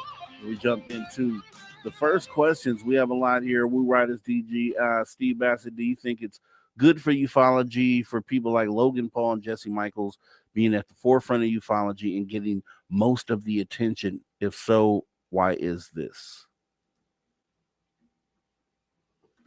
Oh, a lot of things happening, but absolutely, particularly Jesse Michaels. I have tremendous respect for him. His podcast is fantastic. And Logan Paul, obviously, is also has a huge following. He's an exotic guy, an influencer. But if Logan Paul is feeling that this is something that needs to be done and wants to support this truth movement, it's positive. I assure you, it's helping a lot. This is a new age we're in, and so I never take lightly the power of influencers. And Logan Paul, I think more so than Jesse Michaels, is a true influencer. He's up in some massive numbers, which are just staggering. And so if he's got some strong views on this and is willing to put them forward, that's great. All right. Let's see. Kenzo asking chances of UAPDA passing this year. I wish I knew. I don't know. I certainly wouldn't bet my life savings on it if I had any life savings. I don't. But the point is that what's most important is that one of the most powerful men in Congress is reintroducing this bill as is, making a very strong statement to the Senate and to the House that that's what they want and that's what we should have. And it's true. It was originally gutted by the defense contractors in their own self-interest. Ultimately, enough member of Congress to realize it's in the American people's interest to do this bill, and it'll get passed. But if it gets slightly modified, third time around or fourth time around, maybe they take the eminent domain out, leave everything else. That would be pretty good too. But what is important right now is that the plan is to reintroduce that bill again and also make a run at the House to avoid reconciliation. So that's good. All right. Super Crazy Movie Geek. What is your opinion of the Skinny Bob videos that were uploaded to YouTube in 2011? So far, they haven't been debunked, and nobody has claimed credit for them. Skinny Bob is part of a host of various evidence, whether it's photos or videos or anything else, that's been kind of part of the milieu. Again, there are no ETs here, so the whole thing is kind of a fantasy, and so anything can turn up. Doesn't matter. It's all the same. I don't have really a view one way or the other, but I don't rely on those things in terms of the work that I do. The activist work, the truth embargo work, is fundamentally based on the fact that this thing is absolutely proven by the totality of the evidence. And so whether a particular thing holds up or doesn't hold up is irrelevant at this point. So I would hope that post-disclosure, we might be able to sort out, just for the fun of it, which stuff proved to be, hey, that was actually real, and which stuff, nah, it wasn't. That'd be kind of nice. But until then, it's in the milieu. It has its place, and that's fine. But it's not essential to the truth embargo process. All right, and you sort of answered this earlier, but I'll bring it up for the viewer who was asking, are they reintroducing the UAPDF bill as a standalone this year? And then will Robert Salas finally be able to testify for all to hear in September? And I think you hinted to maybe yes. I think they will introduce the bill, but again, things are so dramatic right now. Something ridiculous could happen. It could get put off later this year, but I feel like it's probably going to get introduced. And all I can say is Bob Salas and the other witnesses have got the best chance they've ever had. If not this time, it could be a hearing later. And when that happens, I'll be in that room. You can count on it. And I'll be a very happy fellow. All right. And let's see. We have Android Paranormal. Why does there seem to be very few very large net worth individuals who want to fund UFO political activism or research? Do you think that will change? Well, it's sort of changing, but not fast enough. One of the reasons the truth embargo has lasted 80 years is the stigmatization was so effective, so persistent, as well as perhaps behind the scenes encouragement to stay away from it, that people with substantial assets that maybe give to other things, they couldn't touch it because it would be a problem for them. But they tried to do it anonymously, it could leak out. And so they're doing good work over here. They don't want to give money to this field and have it blow back in their face, even if they know that the ETs are here. And so the truth embargo has been very effective in keeping the money out, keeping the Congress out, keeping the big shots in Hollywood from going too far. That is the nature of stigmatization. That's what I call the UFO community, going all the way back to the early 50s, was basically a ghetto, an intellectual ghetto, where the walls are not made of bricks or mortar, they're made of ridicule. And that ghetto, which is really not good, it is a bad thing that the government should be ashamed of. But an intellectual ghetto can be very effective. And in our kind of country and the kind of government we have, you have to build them that way. You can't build them with bricks and mortars and stick people in them. We've done a little of that. It doesn't go well. But the intellectual ghetto, which is essentially a very successful propaganda operation by the U.S. government in service to national security, is the principal reason. I think that's changing. I recently converted Paradigm Research Group to a nonprofit, 501c3. Definitely looking for funding so I can hold an X conference next year, early next year. I don't need a lot of money, $25,000. And then I have other colleagues like Danny Sheehan and the New Paradigm Institute. They've raised hundreds of thousands. They want to raise millions. And there's other groups that are trying to raise money. And so if those individuals with the vast wealth, and we got a lot of them, were to decide, hey, this is a nonpartisan, wonderful, profound thing, we want to support it, big and small. I think they would reap a lot of satisfaction and do a lot of good. But the stigma is still there, and the Wall Street Journal confirms that. All right. And let's see, we have Paramar. Many folks in the UFO community are disaffected by the lack of confirmation by the government. Why should we care at this point if the government confirms what so many of us already know? The reason for the confirmation is not so everybody knows. Because again, the movement has educated huge numbers of people. The books, thousands of books are out there, tons of documentaries. If you want to know about it, you can go educate yourself. You could get PhDs in this subject. The reason we need the disclosure event is that political change, re-examining of policies, full access to the technology, at least peaceful aspects of it, that we can utilize to address the major problems we have, and the worldview change that will come from that. That's not going to happen until we get disclosure. So it's less about knowing and about allowing us, opening the doors that will allow us to go places we are locked out of right now. And we need, and this opens a lot of doors that could virtually change the situation both within the United States and worldwide in a short amount of time, because it will be a paradigm shift, unprecedented. And that's why we want it. All right. And let's see, we have Jose Sanchez. Mr. Bassett, if an intruder in the case of an ET were to approach a neighborhood, do you think the dogs would have the same reaction of barking in defensive posture, or would they actually calm down? ETs are pretty advanced and pretty clever. They can make the dogs go to sleep. They can make you see a polar bear instead of them. They have extraordinary powers, and they're also fully telepathic and so forth. So one of the reasons that the abduction phenomena, contact phenomena has been going on, though there's some indications it may have slacked off a great deal, which wouldn't surprise me, is because they have the necessary skills to get it done. All right. Super crazy movie geek asking, what do you think about the scientific hypothesis that the interstellar object known as 3I Atlas might be alien technology on its way to Earth and will arrive in November of this year? Again, absent the truth embargo, absent the disclosure, all of these things are interesting conjectures. I've had very little confidence that that is in fact what it is, but given that the awareness and interest in extraterrestrial and so forth, and we're not alone, is it a place where it's going to get considered?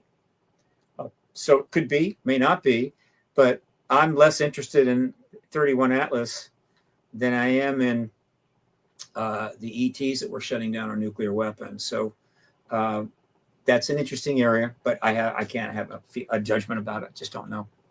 All right. Jose Sanchez asking, what are your thoughts on the TR-3B Black Manta Triangle craft? Were they developed by humans, aliens, or both? Dan Sherman. It wouldn't surprise me if that was a re-engineered tech. In other words, we figured out how to either use an anti-gravity engine from one of the crash vehicles or create our own version. But we didn't know how to put it into a small saucer, right? Those incredibly designed, extruded things. But we built a triangle, something big enough to hold it. So that was the way we did it. Wouldn't surprise me. But it also could be ET. Don't know. I'm looking forward to finding out. All right. And let's see, 56 Bel Air. Okay, bigger question about ET and AI. Is disclosure never happening because of the development of AI for control of the masses using Neuralink, cellular, and the bioweapons in us already? Well, bioweapons, AI, Neuralink, all of this stuff will happen if we want it to happen. These are decisions we make or don't make. We need to start, our politicians particularly need to start understanding that we can make decisions about whether we want to leap into the flaming pit and do some of this nonsense. So that's where that is. All right. In terms of the relation to AI and the ET, interesting. I'm sure the government's thinking how they could use AI to maybe, defend against them, mistake, or I don't know, shoot them down. I don't know. However, it is the case, and I'm speculating now. Clearly, I'm not an AI expert. Oh God, I'm anything but. Though I'm going to try to learn some. God knows, because if you don't use it, you're troglodyte. So all I can say is, if we're about to have open contact with non-human entities, maybe more than one type, and there's going to be an effort to maybe engage, integrate, or take advantage of tech that they have that could be very helpful to us. Given the fact that they're substantially more advanced than us, AI, particularly highly developed AI, could be critical in being able to communicate and take advantage of this. Because it's not like they're going to say, okay, here's some great tech. Now we're going to put 500,000 of us down there to work it for you. No, you got to understand it. And so AI could be very helpful in interacting post-disclosure with extraterrestrials in terms of the language and or certainly trying to understand and then integrate the tech. In other words, we need a bigger brain, and just so happens we're building one right now, which we could use for great good and great benefit, or we can use AI to ruin everything. And that's a decision that we make fundamentally, the problem with the human race is we make really awful decisions, right? And it's not like, we're being forced to by a satanic being. We just make stupid decisions, but we actually know usually when we make those. So let's stop making those. Things will get better pretty quickly. Next question. All right. We have Jose Sanchez. Considering different views on small grays, do you believe that they have souls and individual personalities, or they're more biomechanical group assigned tasks to the taller upper ups? So souls, the lack thereof or presence of, is outside my strike zone. So I don't deal with that at all. What is more interesting is to what degree are the grays basically born living things that are born and die in a similar way that or we do, or are they sort of a hybrid of that? It's interesting, and we definitely want to know more about that. They are the most intriguing and the most active. So some people think they're all bio-robots. What's that mean? Well, it means that they're built to do stuff using biological stuff. They aren't born. On the other hand, they seem to be able to hybridize. So I hope we find out more about that. And of course, contactees have comments about relationships between the tall grays, short grays, and so forth, and they give you information that seems to indicate this or that. But obviously, we don't have the resources, or is the issue to a place where we can really analyze that. But post-disclosure, I think you'll have a lot of money pouring in to high-level organizations and entities doing great research with contactees to actually start to mine them for the kind of information that will enlighten us. And of course, they will be treated with the respect they've always deserved. All right. We got Roger Murray asking, to you, Bassett, question. The alien presence are aliens living our ocean and sea. Government knows about it. The working model I have is that the ETs have bases. Whether they're coming and going, in other words, they work a year, go back, I have no idea. But I do not believe they were born here. I do not believe they evolved here, but I do believe they're here. Now, they could have bases on the other side of the moon, but obviously that would be awkward. They could have bases maybe deeper in the solar system. But the fact is, they have the technology to have bases here, but not just anywhere. Logically, you're going to put them under the seabed, you're going to put them under mountains, right? You do that, I assure you, we're not going to stumble across them, though there have been a couple of incidents where maybe we did. But so they're under mountains, they're under the seabed. That's one of the reasons that I think they're seen in the ocean a lot, coming, going. And that's my basic model for it. But are they hanging out with us? That's another aspect of it. My jury is out on that. Hanging out is one thing. In other words, occasionally mingling for some purpose, but actually large numbers here, great lengths of time within our civil population, I doubt it. I don't see it. It's certainly not been proven to my satisfaction, but it is a legitimate concern we could have, which we could probably resolve if we can end the truth embargo. But until then, we just have to worry that there's no ETs here because the government doesn't think we could handle the truth. All right. Terrence Wills, what is the Department of Energy hiding, and why aren't they ever mentioned except by actual witness who literally see them when the goes down? One of the reasons the truth embargo has lasted 80 years is all the little tricks and gimmicks that they did. For instance, putting stuff within defense contractors, thus shielding it from FOIA, that helped. Also, they used the Atomic Energy Department and all of its resources and its special legal status and shoved a lot of stuff under that because it was much more difficult to get to.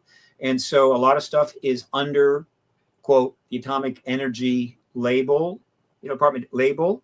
Now, to what extent people in the AI know that, I don't know. A lot probably do.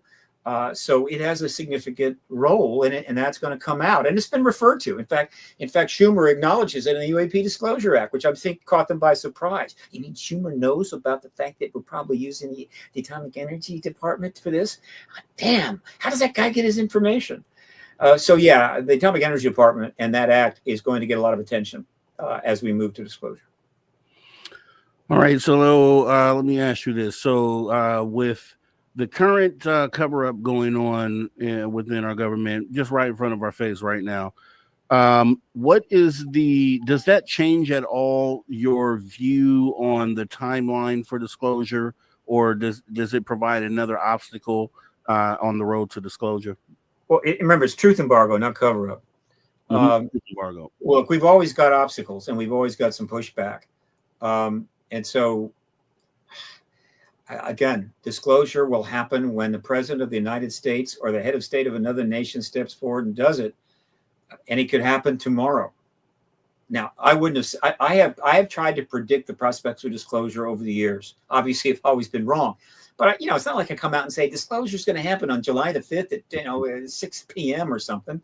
Other people do that. I don't do that. But I try to keep it an optimistic, forward-looking thing. The fact is that it's going to happen when it happens. But the most important thing I can convey is that enough has been done so it can happen tomorrow. We have the structure to deal with what comes the next day in a responsible way. Could we have more structure? Yeah. Could we have more hearings? Yeah. But we have enough. The platform, we could paint it. We could add, ballast stage to it or whatever the hell. We can make it even nicer. But it's built. And so there is no fundamental barrier at this point except what's in the minds of those advising the president or the president himself. And that's how I can put it. So if it happens tomorrow, I'm right. If it happens in 6 months, that's fine too. But my concern is that something dramatic will really prevent it for an indefinite period, like a nuclear war. And if we have a nuclear war, a big one, it won't matter if somebody discloses afterwards. And there is a connection between our nukes, our mutual assured destruction, and the ET presence. And that's a whole nother interview. Can't do it here, but there is a well-established presence and a connection, which may be at the heart of, at least at the center of their engagement of our planet. In your mind, what do you hope to see in a post-disclosure world? What do you hope that looks like? What do you think that looks like? Yeah. Again, what can I say? I could spend hours and hours. So could Richard Dolan. Ultimately, the reason that the principal reason, it's just not interest. It's just not, I think the ETs are cool. The principal reason I devoted my life to this is that I believe that disclosure is the one thing that has the best chance of assuring we don't have a nuclear war and we end the arms race and get rid of the nukes. There's a lot of other things it could impact too, but that one alone, right? And by the way, there's stuff pouring out constantly on social media, on YouTube, on articles coming out. We're being reminded daily, weekly, that the risk of nuclear war is greater than it's ever been for those that care. And I can see why a lot of you don't want to know, but I know. And so the risk is even getting greater. And the fact is that I believe there is a connection between their presence, their actions, and our nuclear weapons. And disclosure is critical to having that then move forward to a situation where we're able to get rid of the nukes and reassess how we're going to conduct our affairs on this planet. But that's why I'm in a hurry. In a hurry. I mean, I want it tomorrow. I wanted it years ago. I wanted it 10 years ago, because we're going to run out of luck at some point. So one day somebody's going to push the wrong button. Something's going to happen, and the nukes are going to fly. I just put up, go to my Twitter at Steve Bassett and see. I just put up a wonderful video that demonstrates the danger of these nukes as well as anything you'll ever read. Check it out. Scare the hell out of you. But people don't want to think about it, and the government doesn't want you to think about it, right? Yeah, well, that's going to be small solace when they start flying and we go to DEFCON 1. We have in our power the ability to end this embargo, and in our power in the post-disclosure world to really put pressure on our government and other nations doing the same to end this madness that we call mutual assured destruction. Once and for all. That doesn't mean all of our problems go away. It just means the number one thing that makes all of our problems irrelevant has been dealt with. We owe it to every living person and every potential future descendant of every living person to do this. And if we don't, then I don't see why anybody in the future, if we have that war, would have nothing but complete and utter contempt for the 4 generations of the second half of the 20th, beginning of the 20th. Conversations that move. Thank you for the joining needle. us tonight, Steve Bassett. We actually have all your information in the description of the video, so make sure you go there, subscribe, and follow Steve Bassett. Thanks again. Have a good rest of your night, sir. You too, Gary. Bye. Take care.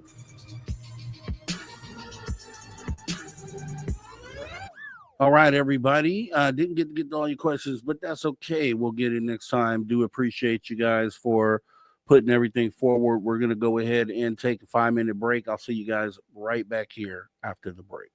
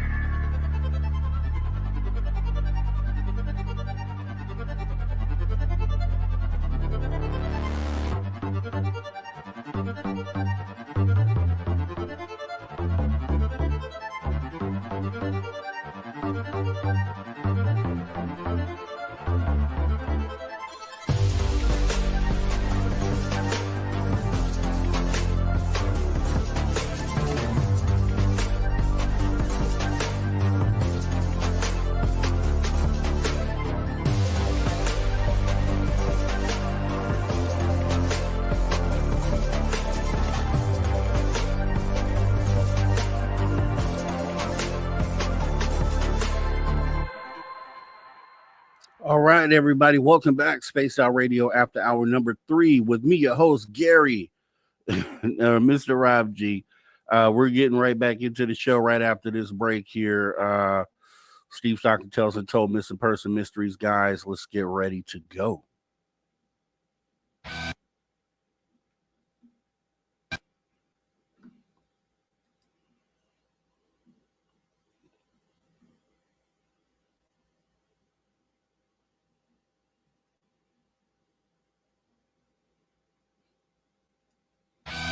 All right, everybody, welcome back. Spaced Out Radio, the After Hours radio show, After Hour number 3.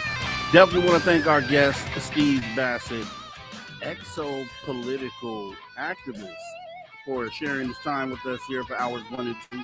Now we're in hour 3. We're going to get into some Steve Stockton Tells and Told Missing Person Mysteries, some UFO and weird news, and we'll see what else happens here.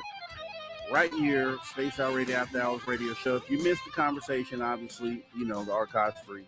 Hop in there at any time as we go ahead and get ready to jump right on into Steve Stockton Tells Untold Missing Person Mysteries.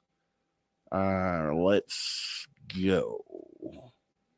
Oh, actually, now let's go. Welcome to Tales Untold and Missing Persons Mysteries on Spaced Out Radio's After Hours. My name is Steve Stockton, and I'm here to take you on a journey of mysteries, legends, and true stories. Come, join me on this strange adventure of Tales Untold and Missing Person Mysteries. Hello, friends. Steve Stockton here with you. We're going to be talking about people who vanished while on the phone. Join me. Let's walk and see. First up, we have Angela Marie Hammond. On April 4, 1991, 20-year-old Angela Hammond was at a phone booth in Clinton, Missouri at around 11:45 p.m., talking to her fiancé, Rob Schaefer. The phone was located in a parking lot outside of the Food Barn store in the center of town near Jefferson and 2nd Streets.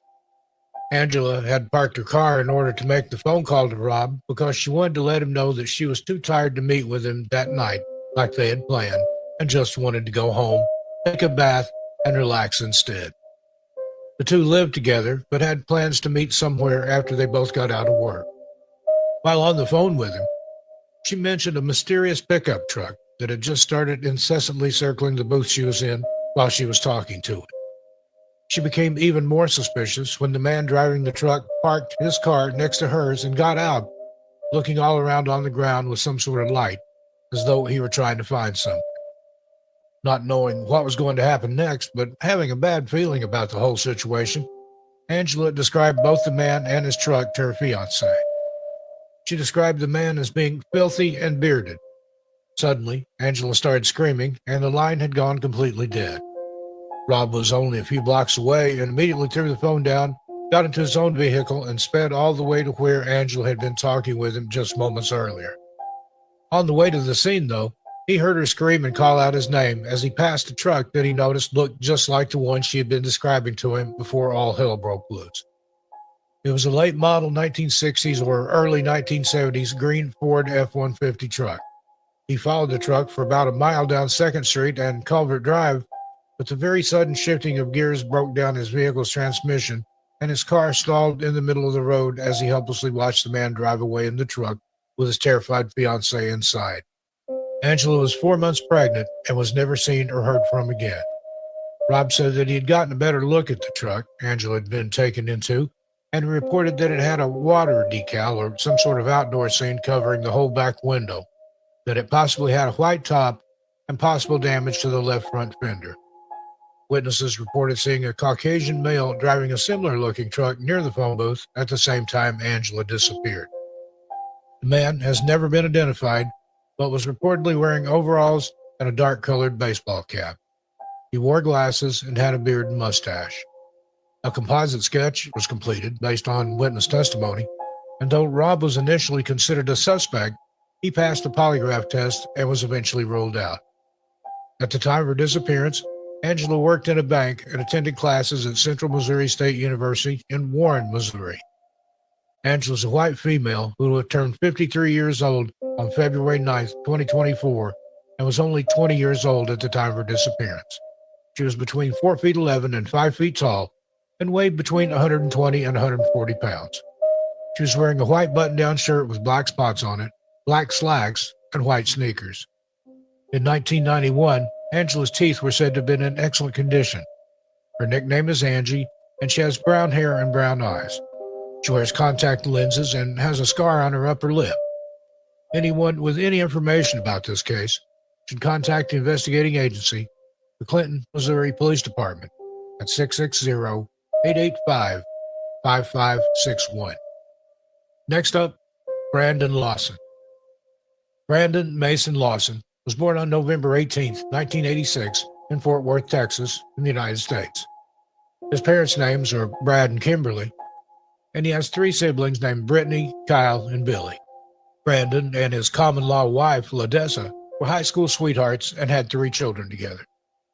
On the evening of August 8, 2013, 26-year-old Brandon had an argument with LaDessa at their home in San Angelo, Texas. And as per the agreement the two had made with one another, when things got too heated, one of them would leave and give both time to cool off, and that's just what Brandon did.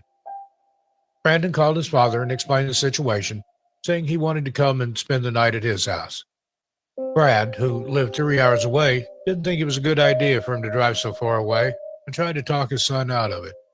However, Brandon insisted, and they hung up with one another. Brandon left his house in his vehicle, a silver Ford F-150, at 11:54 p.m., but would never return home again. Brandon ran out of gas on his way to his dad's house, which was located in Crowley, Texas, and he pulled over on Route 277 between San Angelo and Bronte in Coke County. His brother, Kyle, only lived a mile away from his and LaDessa's house, and he asked him to bring him some gas so he could get back on the road. While talking to Kyle, Brandon claimed he was being chased by 3 men whom he later described as, quote, Mexicans in the neighborhood, end quote. Kyle wasn't sure he believed what Brandon was telling him, but didn't know why he would lie about such a thing either. Brandon had a history of drug abuse, but had been completely clean for about 6 months leading up to the night of his disappearance. However, Kyle asked him if he'd been using, thinking that maybe his brother was just hallucinating. Brandon denied being high, and after hanging up with his brother, Kyle called LaDessa and explained what was going on. She left a fuel container outside for Kyle and his girlfriend to pick up so they could put gas in it and bring it to Brandon. Kyle didn't have any money on him at the time, but planned to pick Brandon up, bring him to the gas station to get the fuel, and then drive him back to his truck so he could put enough gas in to get him to the station with his truck to refuel it properly. They drove to the location Brandon had given them and saw his truck parked on the side of the road, but they didn't see Brandon anywhere. A sheriff's deputy who had been contacted by a trucker showed up a few minutes later to check the vehicle out. During another call between Brandon and Kyle, after Kyle had gotten to the truck and saw the officer there, Brandon told him, "I can see you. I'm right here." However, neither Kyle nor the deputy could see Brandon anywhere. When Brandon still hadn't shown up after several more minutes, Kyle thought it was possible that Brandon simply didn't want to have any contact with law enforcement because he had only recently learned that there was an outstanding warrant for his arrest. It was related to some drug charges issued to Brandon out of Johnson County years before in 2005. Many phone calls were made to and from Brandon's cell phone that night. The area had very poor cellular reception, so many of those calls either never went through or were dropped. It was at 12:30 a.m. that Brandon first called Kyle and told him he was out of gas. At 12:51, just after dialing 911, which we will discuss further in a moment, Brandon called Kyle's phone and left him a voicemail. Also at 12:51, Brandon called LaDessa, but she didn't pick up because her phone had been left in her car that night, which wasn't too unusual. At 12:52, Brandon called Audrey, Kyle's wife, and said, Audrey, I'm bleeding." Those are the last known words ever to be spoken by Brandon Lawson. At 12:54, Kyle called Brandon, but got no response. And at 12:57, Brandon called Kyle back. Then at 12:58, Brandon called one of his neighbors. And at 12:59, Kyle called Brandon again. However, none of these phone calls would last very long, and none of them got Brandon and his brother any closer to one another. At 1:04 in the morning, the 911 dispatcher called Brandon back and tried to get some more information, but he didn't pick up, and she left a voicemail. At 1:09, Brandon called Kyle 3 times in a row, and then at 1:15, called him twice more. Those were the final calls made from Brandon's phone, and from 1:19 on, all calls to Brandon's phone went directly to voicemail, and no calls were ever made from the phone after 1:15 a.m. call to Kyle. Brandon's 911 call became a huge subject of debate and the hottest topic of the case overall when it was finally released to the public, and the internet all but blew up with theories and speculation about what was being said and what could have happened to Brandon. It's incredibly hard to understand what's being said, possibly due to the poor cell service in the area. Here's one interpretation of several circulating online of the transcript of his original 911 call that night. Many people hear different things, and mostly what's being said has never definitely been determined, but many sources believe this is what most likely had been said that night. We have no opinion one way or another, but here's the interpretation. Operator, 911 emergency. Brandon, yes, I'm in the middle of a field. If they could just bring some guys over. Right here, going towards Abilene on the Bronte side. My truck ran out of gas. There's one car here and guys chasing me into the woods. Please hurry. Operator. Okay, now run that by me one more. Brandon. I tried talking to him. I totally ran into them. Operator. You ran into him. Okay. Brandon. Just the first guy. In the background noise. Brandon. I got shot.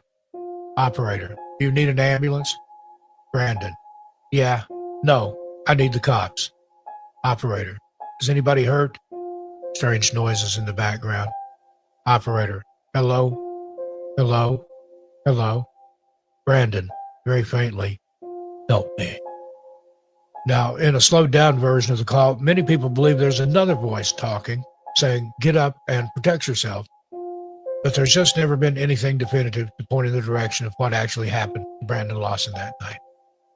There's so much rumor and speculation surrounding this case, but if we're just sticking to the facts, the case is still open and unsolved. Brandon's family continued to search for him in the area through the morning, but they never found any evidence as to his whereabouts. Law enforcement initially presumed that Brandon might have been hiding and on the run because of an outstanding warrant, but most people didn't find that plausible, given that he called 911 himself and specifically requested the dispatch send the police to the station. Ledessa and the rest of Brandon's family tried to search as much of the area where his truck was last known to be, but their efforts were hampered by many landowners who refused to allow them to search their property. Not a single shred of evidence was ever found that would even suggest what might have happened to Brandon. In the days following the disappearance, law enforcement officials conducted their own small searches in the area, but never found a heat signature nor a body. The sheriff of Tom Green County, a man named Nick Hanna, who was the lead investigator and a Texas Ranger at the time, said he believed that Brandon's body was probably in the desolate desert area off US 277, which he said was largely inhabited by rattlesnakes and feral hogs. However, when they honed in on that section of the grid and focused their searches in Bronte, despite utilizing 2 DPS helicopters, ATVs, Texas-R, 6 cadaver dogs, and 4 different agencies, no trace of Brandon Lawson was ever found.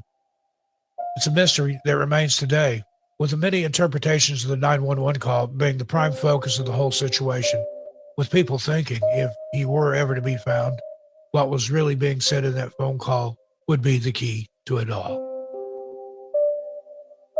Next, Joanne Marie Peterson. Joanne Marie Peterson was born on May 17, 1972, and was 10 years old at the time of her disappearance on February 19, 1983. Joanne disappeared from an area near her home in Fraser Valley in British Columbia, Canada, after having an argument with her sister. The girls had been out for a walk and their parents weren't home. They had an argument and Joanne started to cry, and her sister ran home and locked her out of the house. Joanne then walked to the penny pincher store that used to be near Vetter and Watson Roads in Sardis. She walked into the store and spoke to the clerk behind the counter before going outside to use the public payphone booth to make a call. Joanne called the operator to try and connect with her parents, and witnesses came forward reporting that they had seen a man inside the booth with her at the time.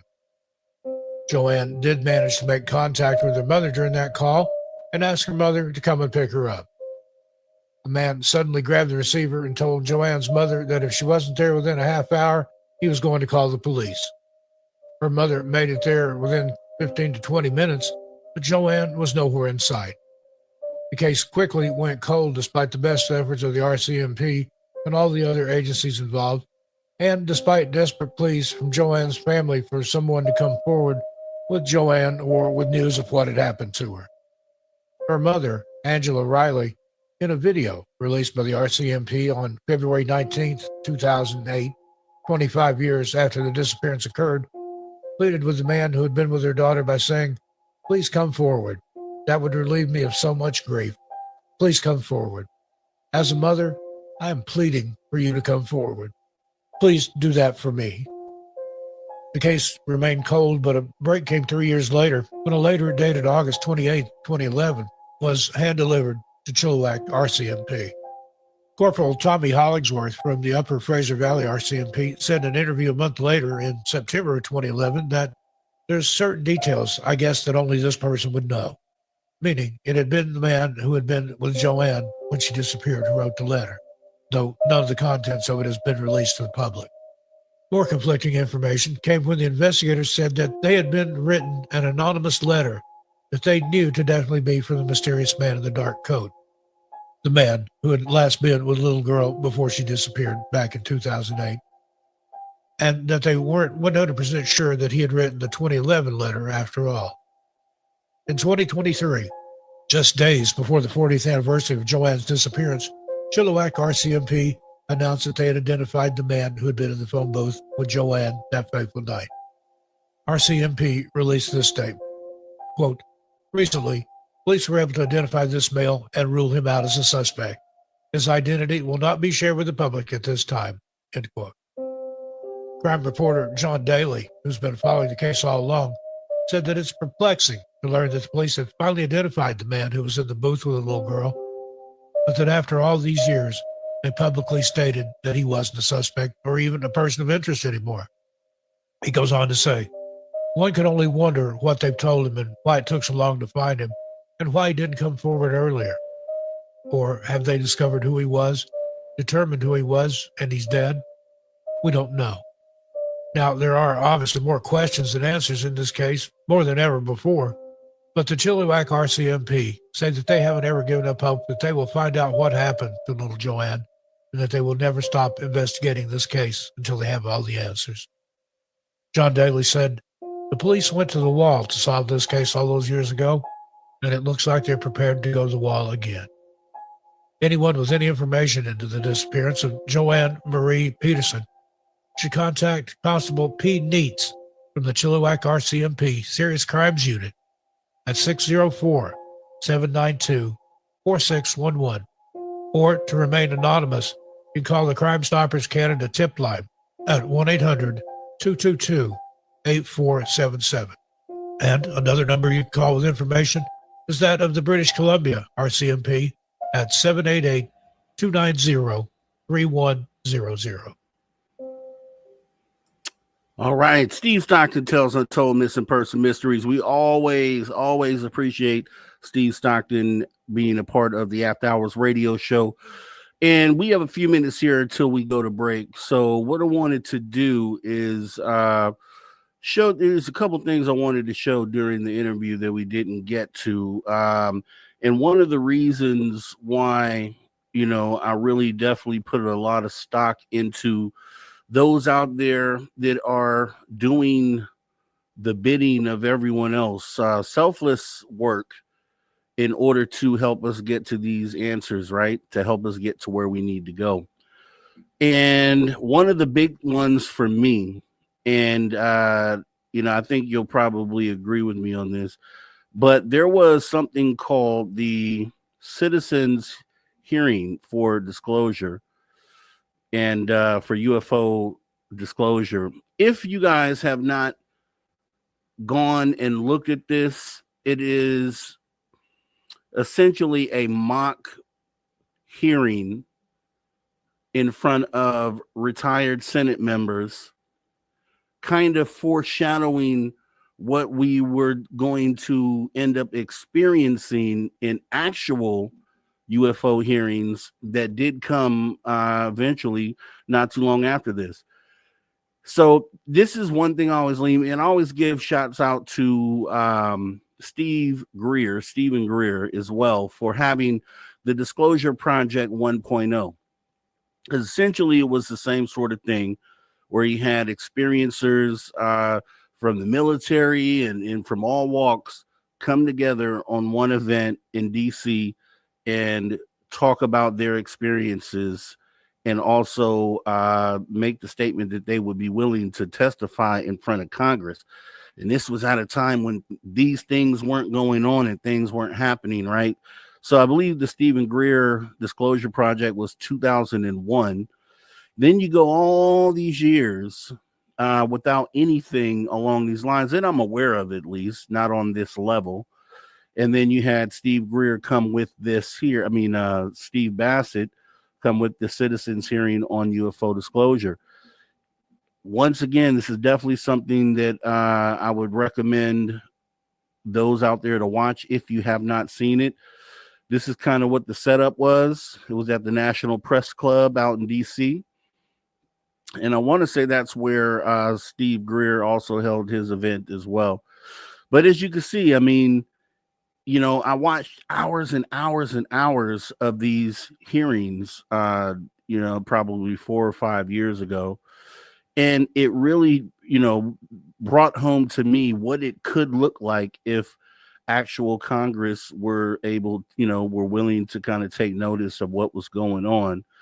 When I first watched it, I did not know that these were retired members, but, and then, I found out they were retired members. I was like, okay. But it still was a good show.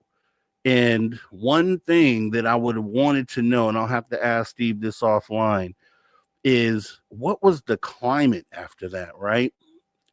Because you look back on it now, and I know when I first saw this, we hadn't had an actual hearing, current modern day hearing yet. So it kind of gave you an idea of what it might look like if we were to ever have that. Lou Elizondo was already out with his story. David Grush was not out yet. You had the Nimitz encounter was being talked about real heavy. There were some ideas of maybe one day we could have these hearings set up, and you kind of just daydreamed and wonder, wow, what if we had something like this set up officially, which we ended up getting to at some point here. We're kind of like 2 or 3 in, had some bombshells dropped during those hearings. But if you look back at this, these are all the faces of ufology, right? All of the OGs in ufology. When we talk about Linda Moulton Howe, was that Grant Cameron? We have Richard Dolan and Stanton Friedman. And then way over there to the far right, we had even the Honorable Minister Louis Farrakhan. So just, think of how important this was to different groups out there. They all attended. They treated this seriously. It was definitely, one for the books. And this is one of the reasons why I hold Steve Bassett with high regard. He put this on. He organized this whole thing. And it is, for me, one of the monumental moments in, as he was talking about earlier, the last 7 years of ufology, which have kind of moved the needle pretty quickly. This was one of the things I think that set us up to have serious hearings with Congress. So if you haven't seen this, it's probably 20-hour watch. I think it went over like 4 or 5 days, and they have the full hearings for you to watch on YouTube. So I recommend, when you guys get the chance, go out there and look up Citizens Hearing on UFO Disclosure.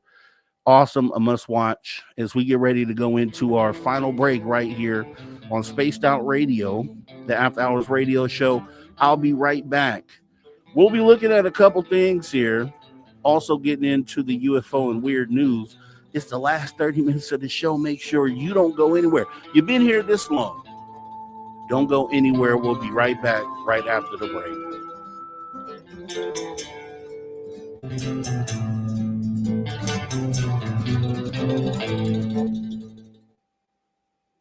All right, we are clear. We are clear. And yeah, so let me go back here. This was definitely something I would say for sure to watch. Take care, T-Bone. See you soon. See you soon. Let's see. Yep, Paramore, that was back in 2013. And you got to think, in a time when the stigma's still there, there's not really a lot going on within ufology. It's like a few years after the whole MUFON scandal.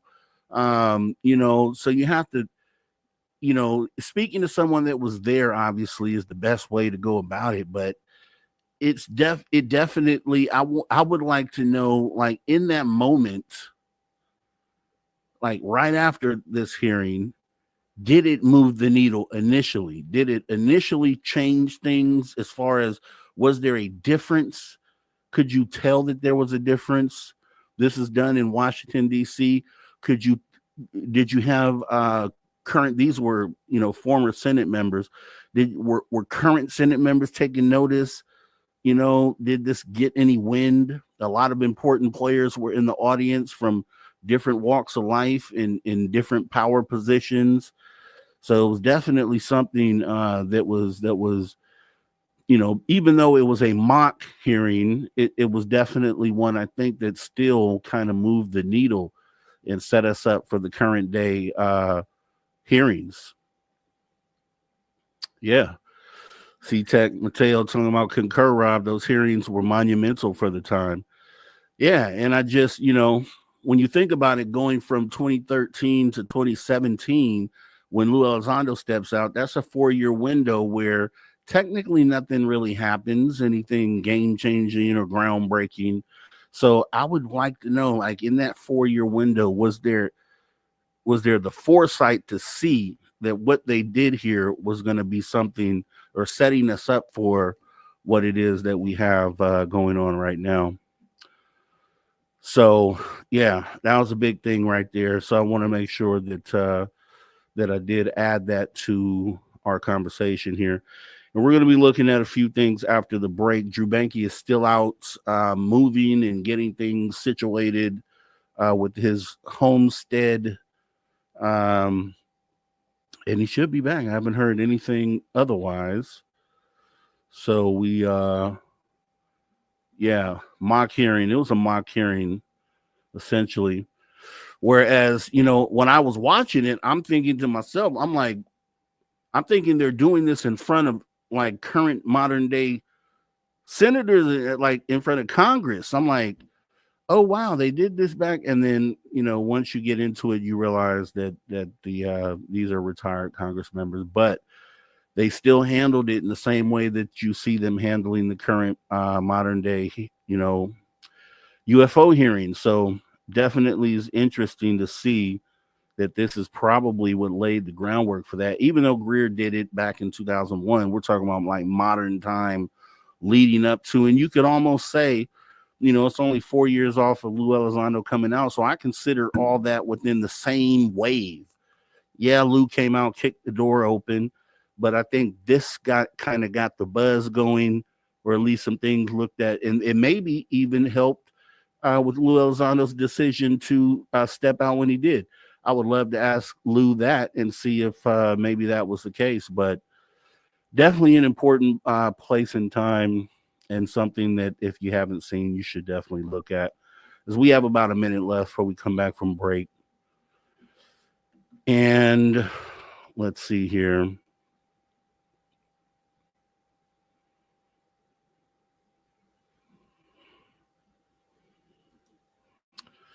Oh, I do need to add something real quick here. We come back.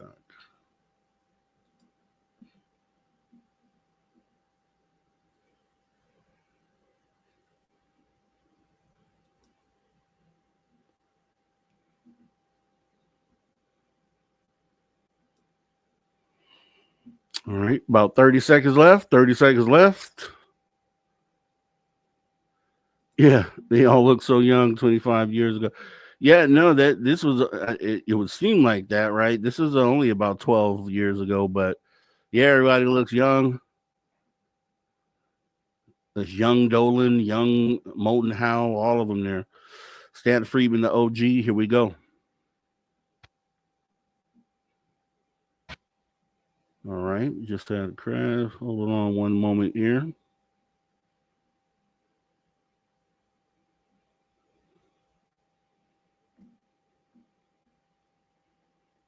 Yeah, the hearing for the disclosure, citizens hearing on disclosure was 12 years ago. The hearing with Stephen Greer, Disclosure Project 1.0, that was 24 years ago. As we get ready to come back, here we go. All right, everybody, welcome back. Spaced Out Radio, the After Hours Radio Show. We are back on the back half of hour number 3. Fantastic guest earlier tonight, Mr. Stephen Bassett. Gave us some of his time. We are grateful for that. Grateful for him answering questions from the chat as well. You missed it. Hop in the archive, youtube.com/at Spaced Out Radio, as we jump right back on into the show. Wanted to do something a little different here. So let me, normally we would jump right on into some after hours wrap up. But what I do have, which I thought would be cool, is I looked at seven UFO sightings that surprised and shocked the world. And I thought it'd be cool to kind of go over some of that. So let me go ahead and change our banner here and then get to looking at some of this here. So I'll be reading over this. And once we get done with this, we'll jump into some UFO and weird news, as we only have about 20 minutes left here in the show. So taking a look at this here.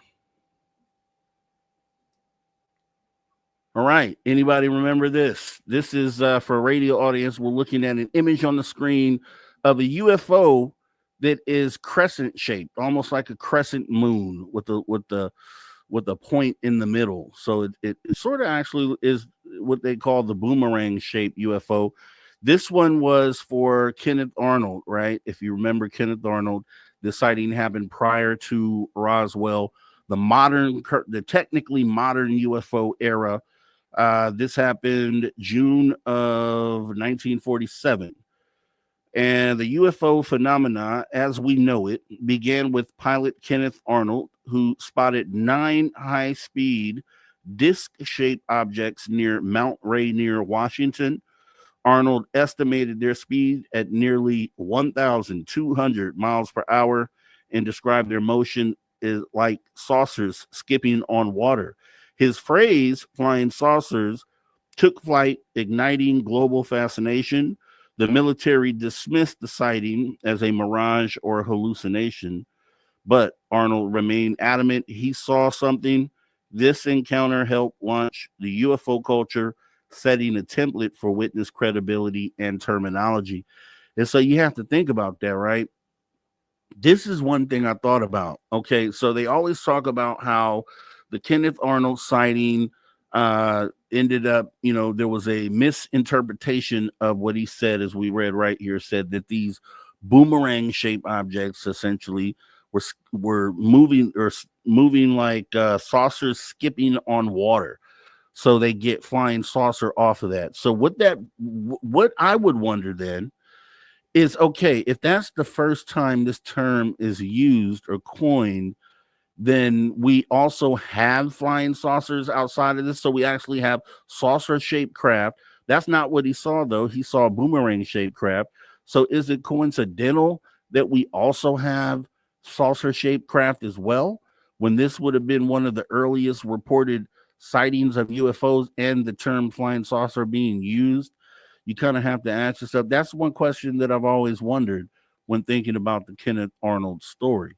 Like, if he never said flying saucers, or if he used some other description, would we, in current modern day ufology, have cases of actual flying saucers, as you see up in the upper left corner of the screen that we have here? That UFO right above this image is what you would consider a typical saucer-shaped craft, right? But what came first? The term flying saucer that was obviously a mistake, or the actual shape of the craft, which we can, kind of call flying saucer? You got to ask yourself that. Very interesting and very, something that I've definitely thought about whenever talking about the Kenneth Arnold UFO sighting. So, with that being said, that's 1947 June. We jump right on into the very next month. And so this is, let's just think geographical where these locations are. So this is Mount Rainier, Washington, northeast or northwest, the northwest portion of the United States. 1 year later, we get the Roswell incident, which is July of 1947.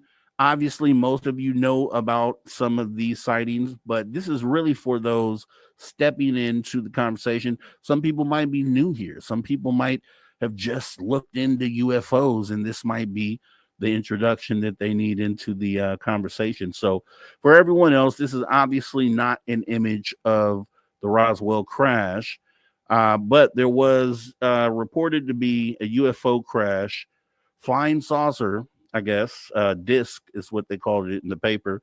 Let me go ahead and read this one here. So barely weeks after Arnold's sighting, oh no, this was actually the same year, so it was not a year later. This was actually the following month. So both in 1947, Kenneth Arnold was June of 1947, Roswell was July of 1947. So basically, weeks after Arnold's sighting came the Roswell incident, the stuff of legend. A rancher found strange debris. The military initially announced recovery of a, quote, flying disc, only to retract it, claiming a crashed weather balloon. The knee-jerk secrecy fueled conspiracy theories and pop culture fascination. Today, Roswell is synonymous with UFO mythology, complete with an alien-themed tourism and annual festivals. And as we know, I think there was a second crash that people are saying happened in Kingman, Arizona. So you have Roswell, then you have Kingman, and the government comes out initially day one and reports to the press that they recovered a flying disc. This, for me, as I've always said, is I consider Roswell the cover-up before the cover-up, because they told the truth initially of what they recovered, a crash disc. Okay, so the cover-up machine or truth embargo machine, courtesy the Steve Bassett, steps in and says, no, didn't mean crash disc. It actually was a weather balloon. It actually was a crashed weather balloon. And this is the story they sold for almost 50 years, probably about 45 years roughly. And then they come back in the 90s and say, oh, guess what? We're releasing the files on this. It was actually something called Project Mogul. So it wasn't a crashed weather balloon. It wasn't a crashed disc. It was actually Project Mogul. We were spying. It was during the Cold War. We were spying and we were dropping dummies. And this is what people saw at the site. So cover up of the cover up. That's why I call it cover up, because there's two cover ups in there. Weather balloon, first cover up. Project Mogul, the second cover up. Might as well just come on and say what you originally said, which was crash craft with actually bodies inside of it, NHI, whatever you want to call it. So maybe we'll get that in this whole confusing thing that we're dealing with right now. But that was number 2 on the list out of 7. So the next one that we have here, another popular one here, is the Rendlesham Forest. And for those out in Radioland, we're looking at the monument that they built at the site of the Rendlesham incident, where they have this what is depicted to be the shape of the craft that they found landed on the ground, that they reached out and touched and eventually became sick from being exposed to. Let me go ahead and read that one to you. This happened in England, December of 1980. Rendlesham Forest incident, Suffolk, England, December 1980. Dubbed Britain's Roswell, This weird episode involved U.S. military personnel stationed at RAF Woodbridge. Over multiple nights, troops witnessed glowing lights, metallic craft, and, according to some, even small humanoid figures. Deputy Commander Lieutenant Colonel Charles Holt logged the events in a memo, which remains one of the few internal military records. The MOD downplayed the incident, but eyewitnesses persist. A newer theory suggests atmospheric plasma and mass hallucination. So these guys saw it. If you remember, they had the recording, and I don't know what gave them the foresight or the mind to record the event as they went out there, but you could hear in his voice, it definitely, unless this was orchestrated, which I don't have any reason to believe or feel like it was, this sighting was recorded in the moment, and they're just, essentially telling you what they're seeing. A light moving through the trees, seems to be moving intelligently. Oh no, it's coming this way.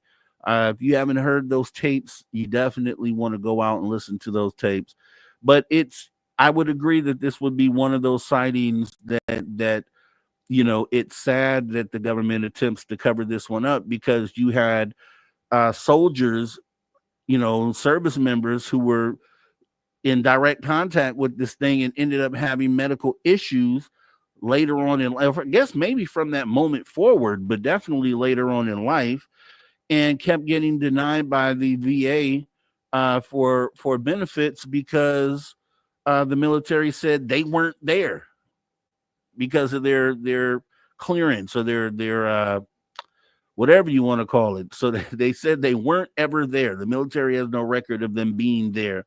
So that in effect, it would stop them from being able to get coverage. But happy to say, I guess recently, within the last few years, because of Lou Elizondo and all the stuff that made this subject move, is probably what they can thank for finally being validated and getting that medical coverage.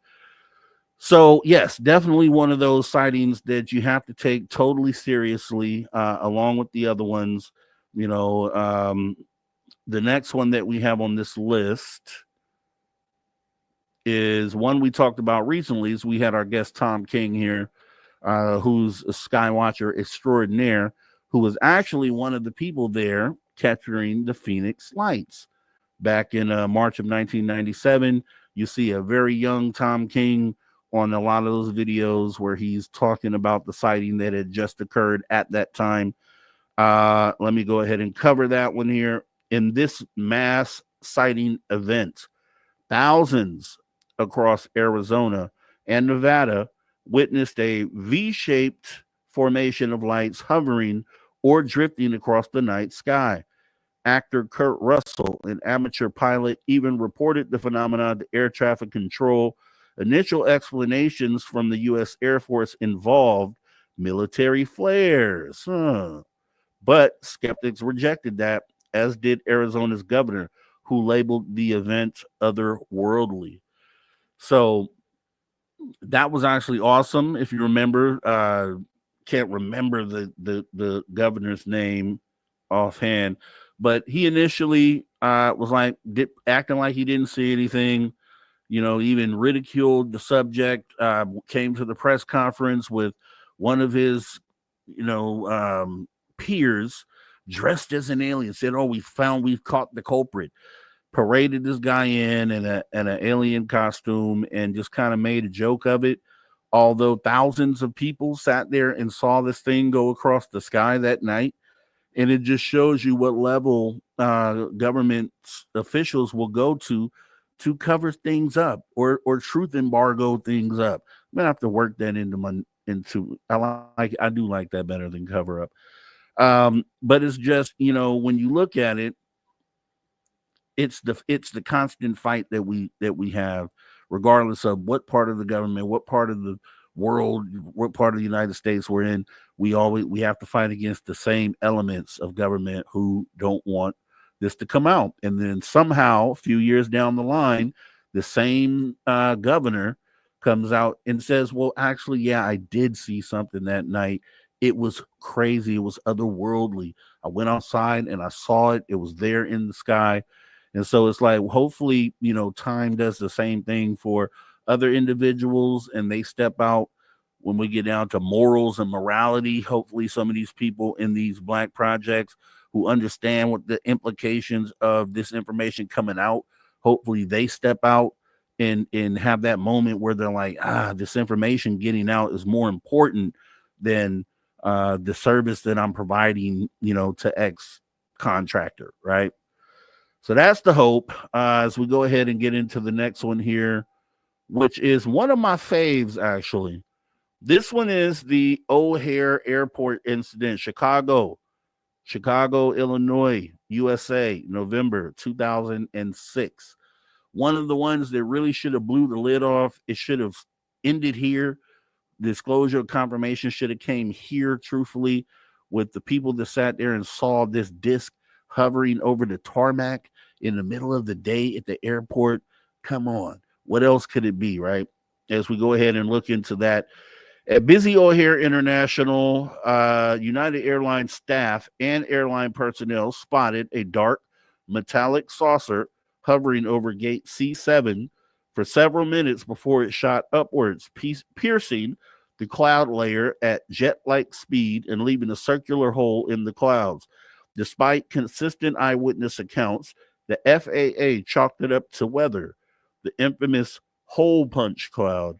But witnesses remain adamant it looked like a UFO, plain and simple. And if you know anything about this, initially, the FAA attempted to play it off as if no one reported this. Come to find out, there was a local reporter at the Chicago Tribune that actually dug into this story, talked to employees of the airline who were there that day. They all confirmed that they went up the chain of command and reported the incident.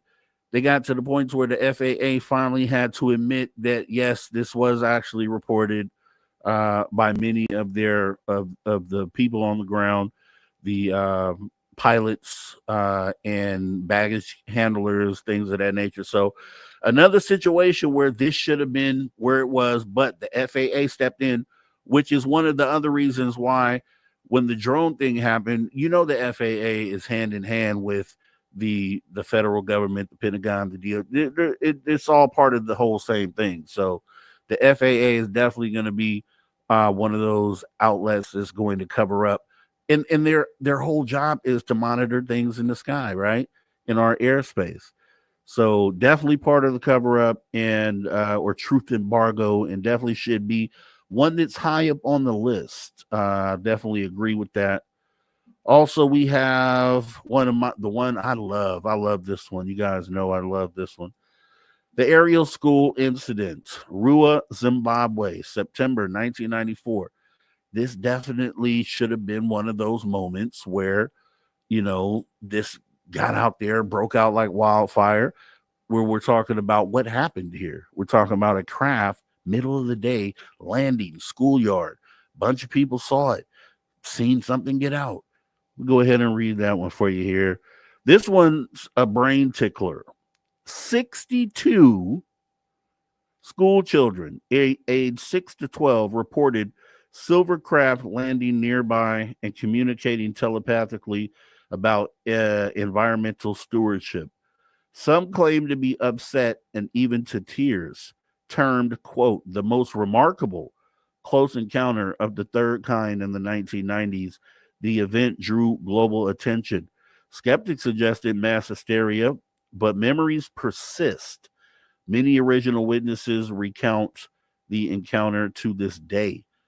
And what is it going to take, right? When we say UFO landing on the White House lawn, when you have moments like this, which is the equivalent of that, and I can agree with Steve Bassett when he talks about, if disclosure comes through the government, it probably would only likely be taken seriously if it comes from the president or the head of state. I can see that, and I can agree that it would be super official if it came out that way. But this was one of those White House land on the lawn moments for me. We're talking about 62 kids. There's no way you get those kids to have them all sit down and they pretty much draw the exact same thing, what they saw. And I've talked about this before. I feel like this sighting was a moment of contact. They were trying to contact us through the kids, and we let it go. I think that's what we have here. So let me see. What else do we have? We have the Belgian UFO wave. Is this one here? And this one I'm a little less familiar with, but between late 1989 and early 1990, Belgium experienced a flood of sightings, silent triangular craft with bright lights. What made it official? Radar confirmation, radar visual tracking, and military engagement. The Belgian Air Force scrambled F-16 jets, yet the craft evaded radar and pilots couldn't lock on. To this day, the Belgian UFO wave remains one of Europe's most well-documented and enigmatic events. The 7 extraordinary sightings we've explored, spanning military veterans, children, pilots, crowds, continue to puzzle and enthrall. They push us to ask what's really out there.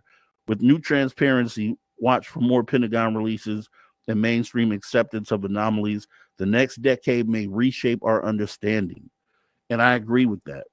And once again, I still feel like the drone situation in New Jersey may have been one of the latest attempts at extraterrestrials attempting to reach out to human beings. And my whole thing is that if we ever get to a point to where we realize that this is a contact moment, we probably should be approaching it a little differently, or at least looking at it in a way to where we're not just kind of casting it aside and saying, hey, it was weird, but we don't know what it was. Let's move on to something else. And that's kind of how I feel like that situation was handled.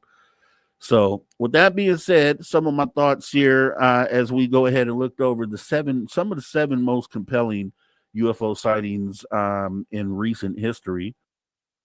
Some of your favorites may have not been on there, although I think that was a pretty solid list. With that being said, we're going to get ready to wrap this thing up. I got to thank my guest here, Steve Bassett, for taking the time once again to sit down and talk to us about UFO disclosure and how it's probably right here. We also want to thank Steve Stockton, Tales Untold, Missing Person Mysteries, as well as we get into it. Let's see. We also want to thank everybody who has come through here tonight. And the super chatters, which fortunately it did not tag them, so I know C-Tech or Mateo was definitely a super chatter, and I think Deb from Sacramento, I want to say Kitty Catty Whack was as well. Outside of that, definitely want to thank everybody for participating with the show tonight. Whether you're watching this from YouTube or over on the radio or over on Twitter or X rather. We're going to go ahead and get ready to get up out of here tonight. Let's see. So once again, we want to thank Steve Bassett, Steve Stockton as well. We want to thank the author of the article we just read. We also want to thank the man that you hear right there, Mr. Ron Bumblefoot Dahl. He's the man that rocks us out each and every week and reminds us to never say never again. Because, yes, the phenomenon is real. And anything and everything is possible. So put your horns up. If you like the show, make sure you go ahead and hit the like button or hit the dislike. Let us know how you feel. We also want to thank our viewers online and listeners on terrestrial radio and digital platforms. We appreciate you tuning your frequency to Spaced Out Radio, where we do what we do best. What's that you ask? We own the night. This broadcast is copyright SOR Media Ventures Limited, Spaced Out Radio. It has been a pleasure once again serving you as your host. I am Mr. Rob G. This is the After Hours Radio Show. It's all you space travelers out there. It's not a goodbye, never, nor a farewell. However, as we go off air for the night, you can best believe we'll be back right here, same time, same place, doing the same thing, moving the needle. Thank you so much for coming on in tonight, guys. we will see you next time.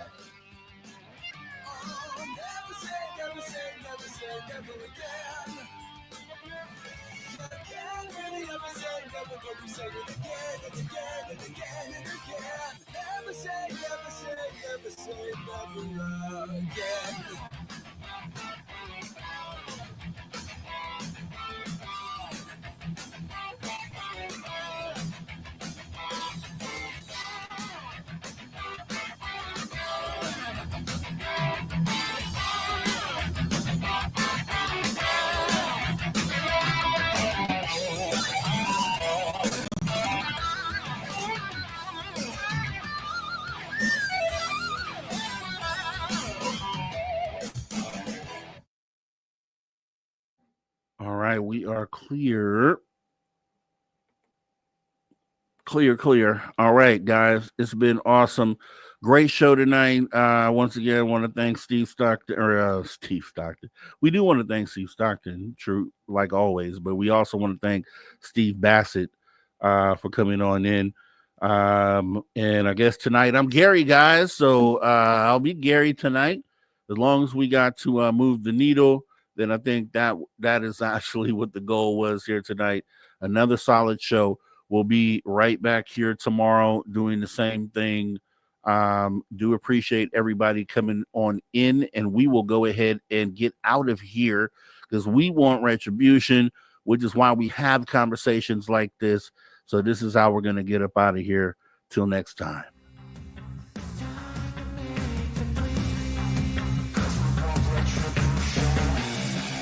Cause we want retribution. Oh yeah, we want retribution. Oh yeah, we want retribution.